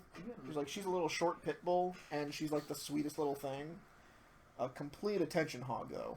But anyways, I would probably put Kanon maybe like in B tier. Oh yeah, I would say a B tier. We don't have a lot to say about our next one. Sumidera. She's an awful fucking person. Just gonna put her right there in the trash bin where she belongs. Is she the only F tier character? I think she'll probably be the only F tier character. Probably. Because, like, even with characters who I don't have a lot to say, like a lot of the Seven Sisters or the Chester Sisters, they're at least likable, so I can put them above F. No, she gets the honor or dishonor of being the only F tier character, I think, in this story. Fuck this bitch. She got what was coming to her, even if that was all in Angie's head, as it turned out. Or maybe not. Maybe not, depending on the ending. But it was like, fuck her. She deserves what she got. Piece of shit. You? I think what I really like about Auntie Kasumi is it shows just kind of how fucked up the Sumidera family is, because at this point you kind of know that there's some issues with Kyrie because of her whole envy powers and the fight with Leviathan in book 3, which was weird. It was cool, but it was weird. And that's the first time you're like, oh, okay, maybe there's something off about her. But you don't know how crazy Kyrie is until part 6, and then really until part 7. But meeting Kasumi, you're like, okay, this is why Kyrie left. This is why Kyrie left. And then what I also like about Kasumi is the reason she is like this is because Kyrie left. Because she was the spoiled princess who didn't have to worry about anything. And then Kyrie left, and suddenly she had to be the hard worker. She didn't like that. She didn't like that. It's like your mom took my life away from me. I had a really nice life. Like, I had someone that I was in love with and I was going to get married. And then as soon as my older sister disappeared, all of her responsibilities went to me. Means I had to marry specific people. I had to do specific shit. My entire way of life was ruined. Fuck you. Which is sympathetic to a degree, but she's also just an awful person. It's that whole scene of like, oh, let me read Maria's diary, and you're like, oh, you get F for that. Now, I do remember I was telling you yesterday, I do have a bottom of the fucking barrel character, but they are not on this list because they don't appear in the VN. That's Maria's dad. That piece of shit. Fuck him. He is awful. I would put him below Auntie Sumadera. Okay. Oh god, speaking of pieces of shit. Do you want to take the lead on Kinzo? Should I take the lead on Kinzo? This fucking asshat. The fucking goldsmith himself. The actual cause of everything that went wrong in this story.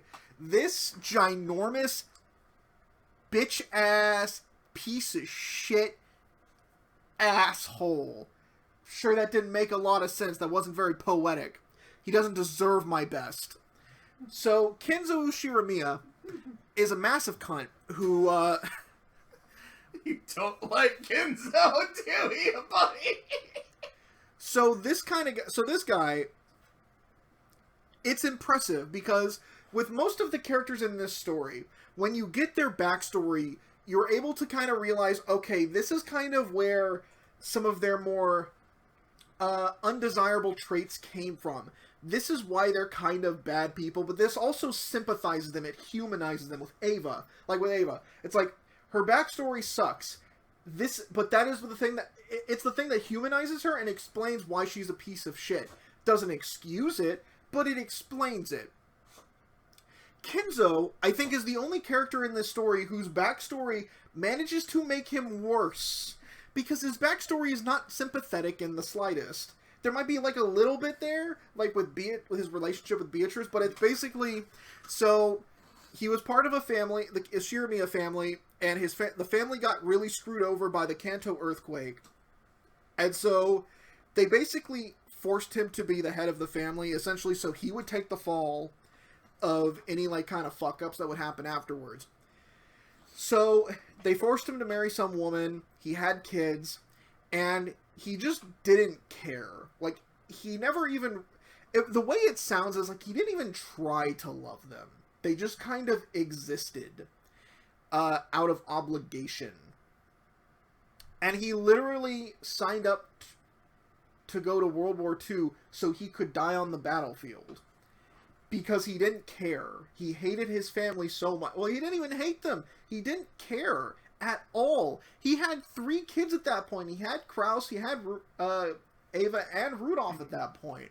It's everyone but Rosa. Oh, and Beatrice too with Zio. But... And it's like, by that point, you know, he had no love in his heart for any of them.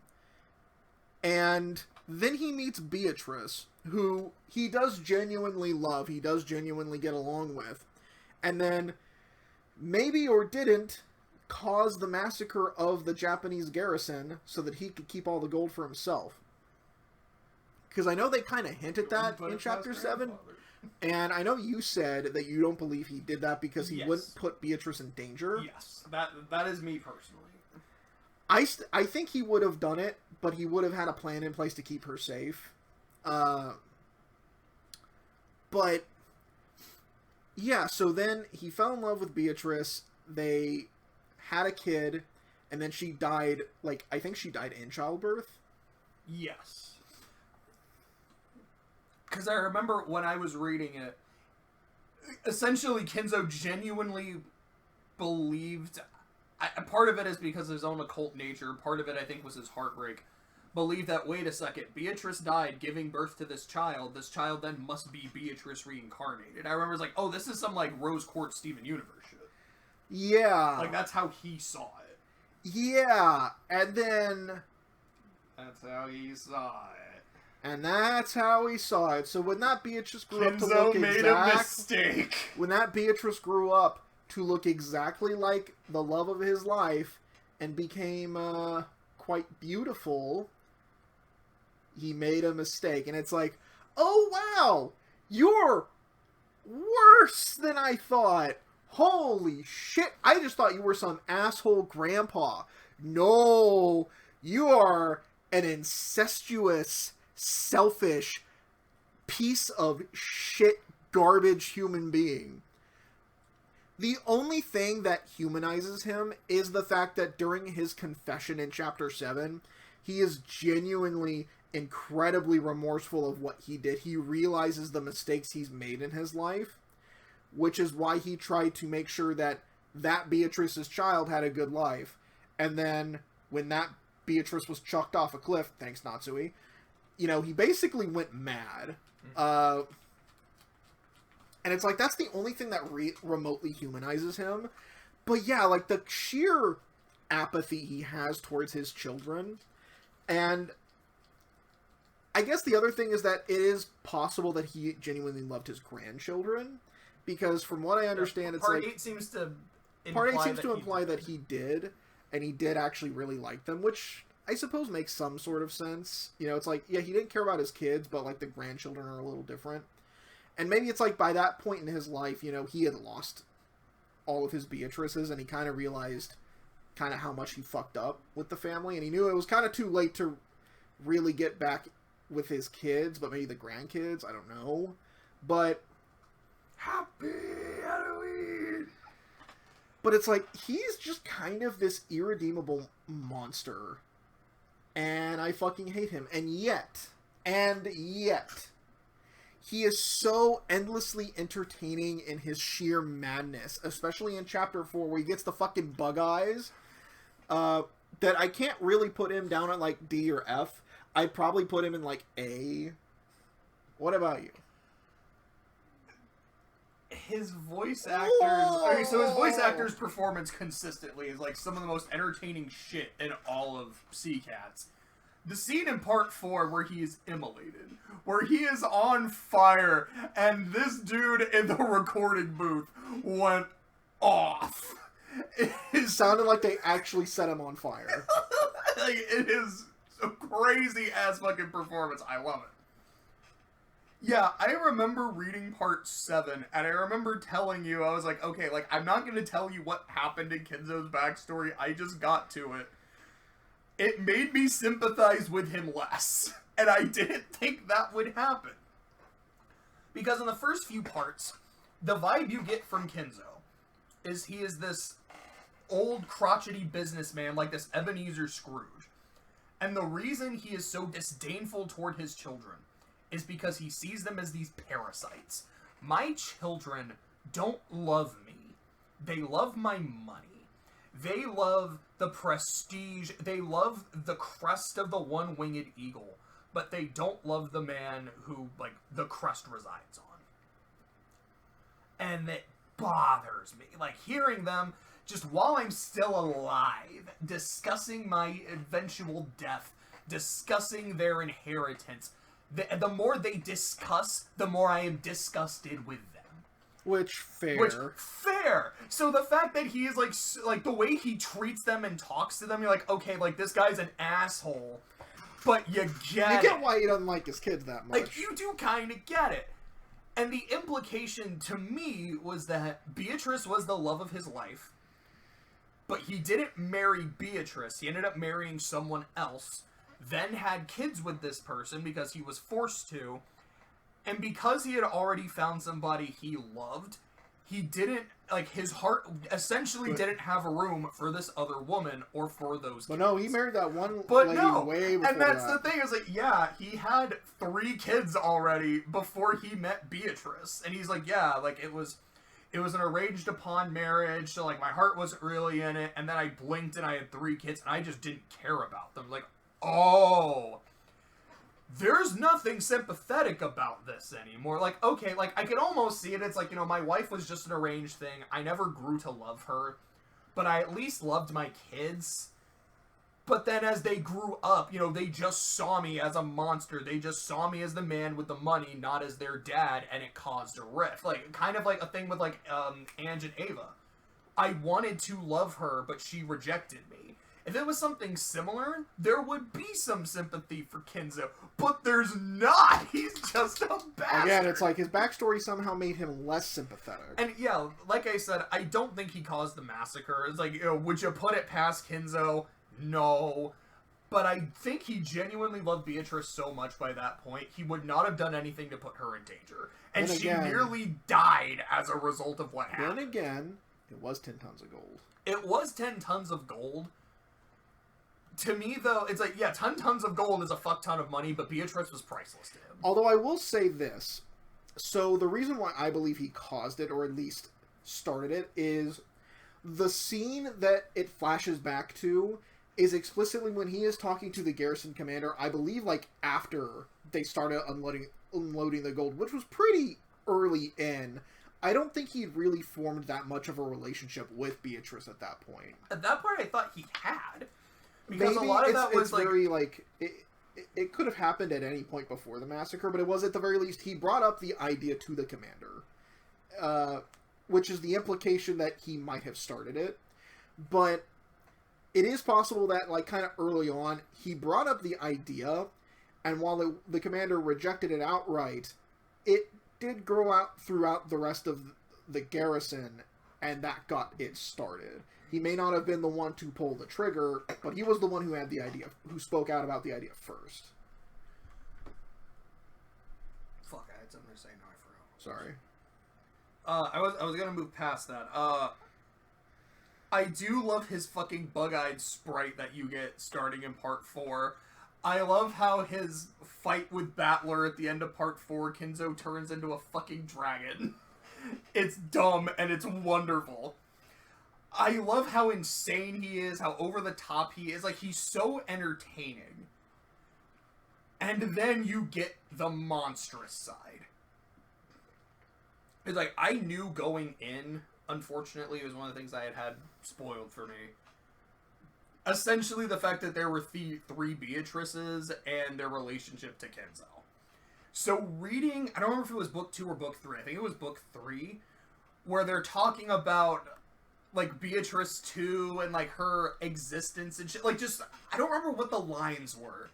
But some of the ways that things were phrased, knowing what happened, like, oh, this is so fucking uncomfortable to read. Kinzo, I know what you did, but, oh, you... You bastard. At the very least, he's remorseful. Thank God. He should be. It's not great. It's not great. Kinzo is a disgusting person. To me, that's really what it is. I hate this man, but I love the character. I just... it really comes down to, like, I love the way he is presented in the first 4 books. The scene where he fucking picks Krauss up with a one finger. Like, you utter fool. And then Natsume's like, no, father, Krauss is doing everything he can. He's trying to defend her. I'm like, Natsue, what you do in the, like, what you do in the struggle of winning is called fighting. How you perform while you're losing is humiliation! And he, like, billows his cape with enough force that it, like, knocks Krauss on his ass, and, like, they can feel the wind and shit. I love how legendary of a figure Kinzo is in lore. It's like, you could say any insane bullshit, and everyone believes that Kinzo could do it. Yeah, I wouldn't put it past Grandfather. It's like, Battler, how do you think he escaped from the room? Well, he was basically playing hide-and-go-seek with Natsui without her knowing they were playing, and then jumped out the window. Yeah, he would do that. So, I agree. It's like, as a character, he is an A-tier character, because he's just so entertaining. His mystique, his presence, his insane voice acting. As a man, he is awful. Like, you are an F tier human, you're an A tier character. So should that put him somewhere like in B or C or just... I could not go any lower than B, but I want to put Kinzo at A because he's fucking Kinzo. Krauss Ushiramiya, this lovable dumbass. I love Krauss so much, dude. I feel like... Moontor, I laughed so fucking hard when I got to Moon Tours. I was like, Clay, I have to spoil this for you. I have to tell you about Krauss's investments. And you realize just how stupid he is. How stupid he is.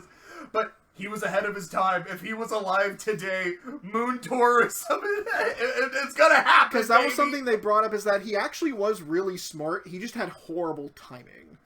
It's like, if he, like, waited on investments for a few more years, then it would be really good. And, I mean, you gotta feel really bad for him being a real estate investor in Japan in the 80s. Because that was when the housing bubble was about to happen. It's like, if he didn't die on the island, he would have been fucked in, like, a few years. Because, that, like, the housing bubble was bad in 1980s Well, and they're even talking about that. He's like, hey, Natsui, so remember the business investment you told me not to do? Tell me you didn't do it. Well, I have bad news and worse news. The bad news is I did it. The worst news is our house, which isn't even ours, it's Dad's, was put as collateral. Now, I know you think that's a bad idea, because it is, but I love you. What I love about Krauss... Yes, like, when you realize how dumb he is with his investments, like, it's entertaining as hell. What I love about him is it feels like when he was a kid, he was the big brother bully. Like, I am the oldest, I will inherit everything, so I am the successor, that I can push people around, you are below me. But still, in a way, looking out for his siblings. Like, I remember he got into a fight with Eva, which led to Eva getting into a fight with Kinzo, and then Kinzo's screaming, you're disinherited, you useless girl. While also, like, disinherited, and he's, like, screaming because he's fucking dying because it's Kinzo, and he's dying every time he's on screen, even when he's already fucking dead. And Krauss just kind of telling Eva, he's like, hey, I know you and I have our problems, but I'm gonna take care of this, okay? Like, Dad's saying you're disinherited, he's just in one of his moods. I will deal with this, because you're still my sister. And that's a sense I really get from him on the island. He knows he was not a good older brother, but he kind of wants to make it up to his siblings. You really get that in, I don't remember which book it's in, but, you get, like, a flashback scene between him and Rudolph. Like, Rudolph came to visit, like, he brought the family, and he's like, bro, this is what fucking happened. Like, this is my situation. Like, I just married this woman because she was pregnant with my kid, but I was with 2 women at once, and I genuinely loved them both. They were both pregnant, but the one I chose to marry, because she came to me with her pregnancy first, like, the kid died. I don't know what the fuck to do. And Krauss is like, dude, like, I'm your brother. I'll try to help you. I will talk you through it. Let's see what we can do, because he's trying his best. He loves his wife. He is just this big teddy bear. He really is. He adores that woman. I remember there's a part... He is like, never an accomplice. He's never an accomplice. Part 4, everyone is. But, like, aside from that one, Sayo never chooses Krauss. Part of that, I think, is because she never chooses Natsui, because, like, no, I don't trust Natsui. She will fuck everything up. But also because he knows he's too stupid. What I love, like, there's, in part 5, and part of Natsui's backstory, she's telling this one story where Krauss, like, offers her some, like, chestnut or, like, some particular fruit. It's like a Malay... it's like a Taiwanese snack. It was something like that. And then she's like, nah, I don't really want it. It doesn't look that good. I don't really want to do this. And Krauss was, like, kind of miffed. And then she finds out later that it's actually, like, this important ritual for something that newlyweds do. And she was like, oh, you know, at first I thought Krauss was just like, hey, try this food, you unsophisticated piece of shit. And she's like, I don't want that. And he's like, oh, he was actually trying to do something really sweet for our relationship, and I just didn't understand and I didn't appreciate it.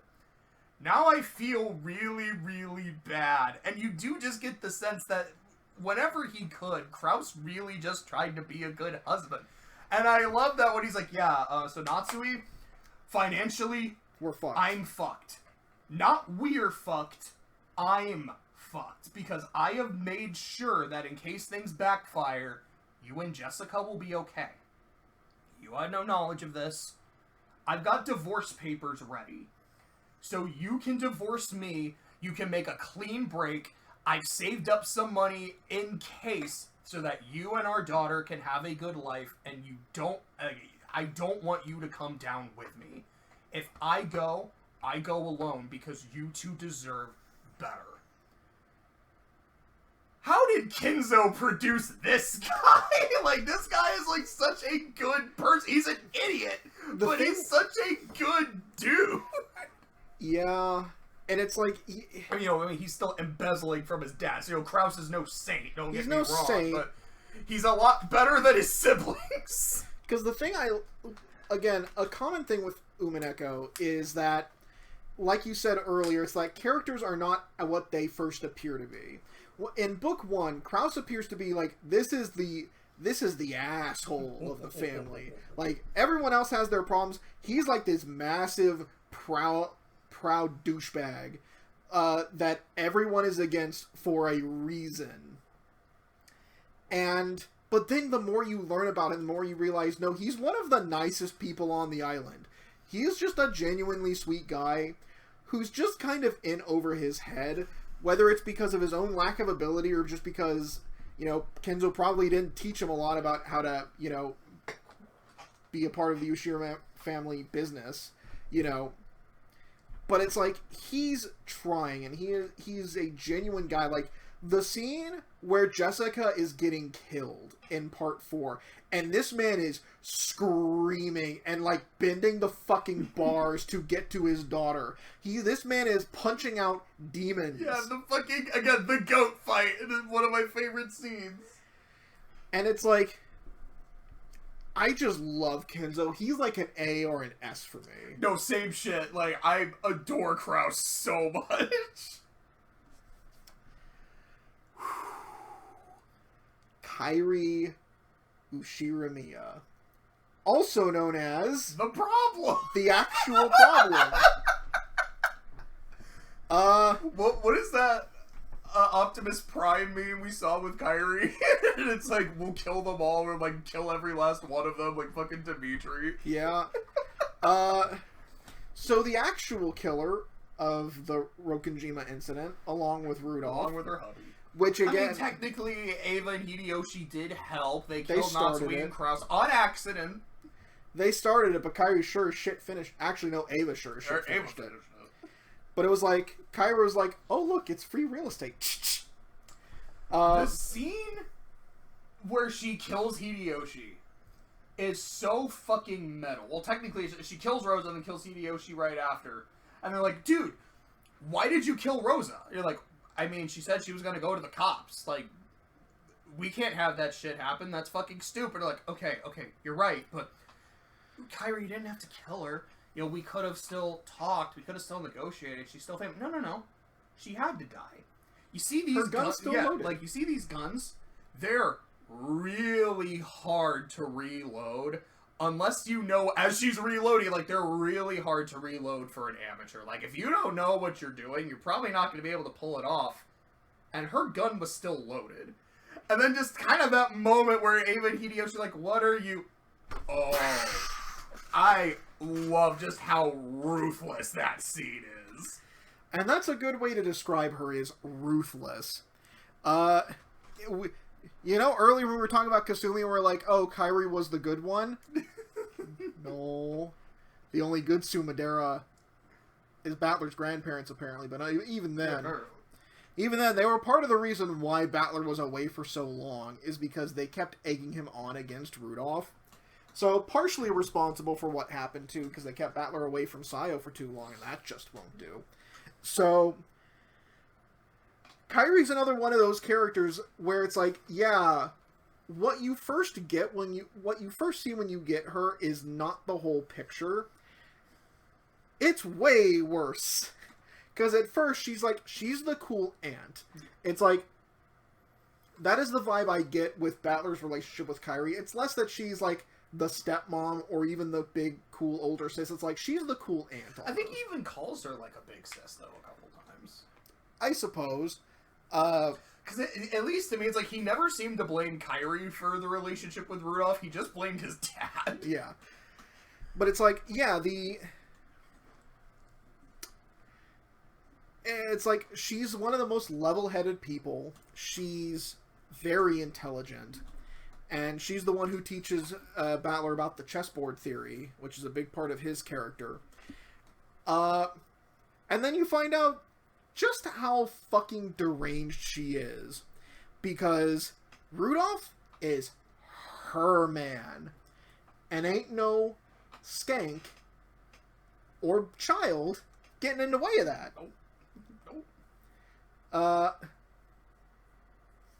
So it's like she said, like she told Jessica, she's like, I didn't kill Asumu. I was going to. And I was blessed.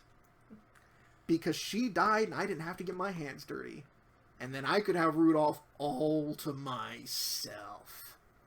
And I'm like, oh no. Like, yeah, all I had to do was have another kid with him and then he's chained to me forever. Kyrie's a yandere of the highest order. Okay, maybe not the highest order because you have Yuno from Future Diary who literally is like a god. And it's like, that's pretty high tier. But,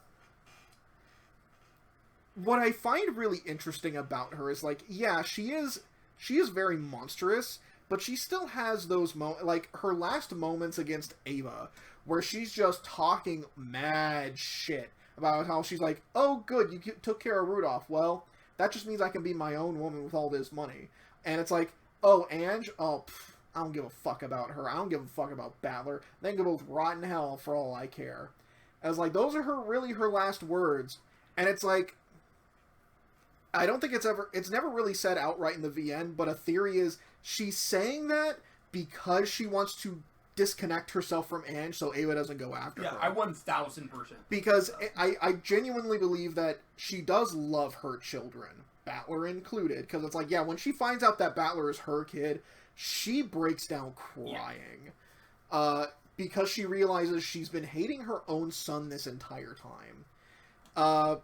And then, yeah, the fact that she would sneak Ange out to go see Battler so they could be together, even after, like, he left the family. It's like, she would not go out of her way to do that if she didn't care about either of them. I feel like her love for Ange is genuine. I feel like with Battler, it's she tolerates Battler. And it's like, I see you as nothing more and nothing less than her son. You, by simply existing, took Rudolph away from me. And you lived when my son didn't. Not knowing the opposite was in fact true. Thanks, Rudolph, you piece of shit. I would say she's an A-rank character. What about you? Dude, I fucking love Kyrie. I would agree. Which, okay, so something I do feel like it is important to call out. Her name is Kyrie. We are pronouncing it wrong. We have been doing it the entire time. But it's just what we started calling her, how we started pronouncing it, and so we're just used to it. Like, we understand it is wrong, but I feel like I need to say that. Aye. So, so the fucking Envy fight with Leviathan in part 3, I love it because of how weird it is. Like, it's not quite as funny or as goofy as the fight between Krauss and the goat in part 4. It's kind of similar to that with how weird it is. But with the Krauss goat thing, is like, yeah, this is just purely funny. Kyrie's is, oh, she's a problem. Now, in the earlier parts, we knew that she was someone who was very intelligent. She was someone who was very, like, conscious of things, very aware of things. And I like how in part 3, Eva becomes really passionate about solving the riddle. She's like, if I don't solve it, Kyrie's going to. She's a problem. But this is the first book in part 3 is when you start to realize she's dangerous. It's not just that she's smart. I should probably be really wary of this person. When she and Rudolph are both alive, because usually one of them, if not both of them, die immediately. When both of them are alive together, they're a dangerous duo. And what do you know? They're an incredibly dangerous duo because they kill almost the entire fucking family and all the servants. Her sheer ruthlessness is matched only by her love and passion for her husband. But I love how even like when the killings start, she's like, okay, you have to get your hands dirty too, because as much as I love you, I don't know how much I can trust you. Because if I do all the dirty work, then, you know, shit happens. I'm the only one going to prison. But you're then able to potentially make a break from me. And I can't let you do that. You have to kill someone. And he's like, I know. I don't like it, but I'll do it because you're right. And I love how when it comes to Battler, she's like, okay, so here's what we're going to do, Rudolph. Everyone else, we're going to take them out. Either I'll do it or you do it, doesn't matter. I'll give you a chance with your son. We both know what I think about him. I'd rather we just blew his head off. But I know he's your son, and I know you love him. You get one chance to convince him that what we're doing is a good decision and to let him go along with it. And I will be there when you do it. Because if he says no, I don't trust you to put him down. I will take care of it. But I will let you convert him. Okay? You better not fuck it up. And I love Rudolph's like, I married a real bitch. No, like, to me, it's that he's not regretting who he married. He's regretting, he's like, I fucked up when I switched the kids. I really did. Because, like, Kyrie is talking about how much she hates her own son. And how willing she is to put him in the fucking ground. She shouldn't be talking about him like that. Not because he's my son, but because he's hers. I robbed the woman I love. One of two. But I robbed her of a genuine relationship with her own child. There's a special place in hell for me. And I deserve it. I 100% deserve it. But fuck. And then, yeah, I think her conversation with Eva is fascinating. Because I really do feel like Kyrie is saying, whatever I can do to give my kid a fighting chance. I think some of what she's saying might be a little legit. And just like, hey, if he's dead, I'm my own woman now. Like, who gives a fuck? If I get off this island, which I probably won't, then it is what it is, you know? But in case I don't kill her, I have to make sure my kid is safe. I have to make sure. So if I disavow Ange as much as possible, if I drag my own daughter's name through the mud, maybe Eva will take pity on her. Because otherwise, she's just going to see Ange as Rudolph's kid. And Rudolph just killed George. Yeah, I fucking love Kyrie. So we put her in A rank. So I think that's. I think that's it. We've been talking for a while. All right. So part 3 will probably be the end of it. All right. Bye bye.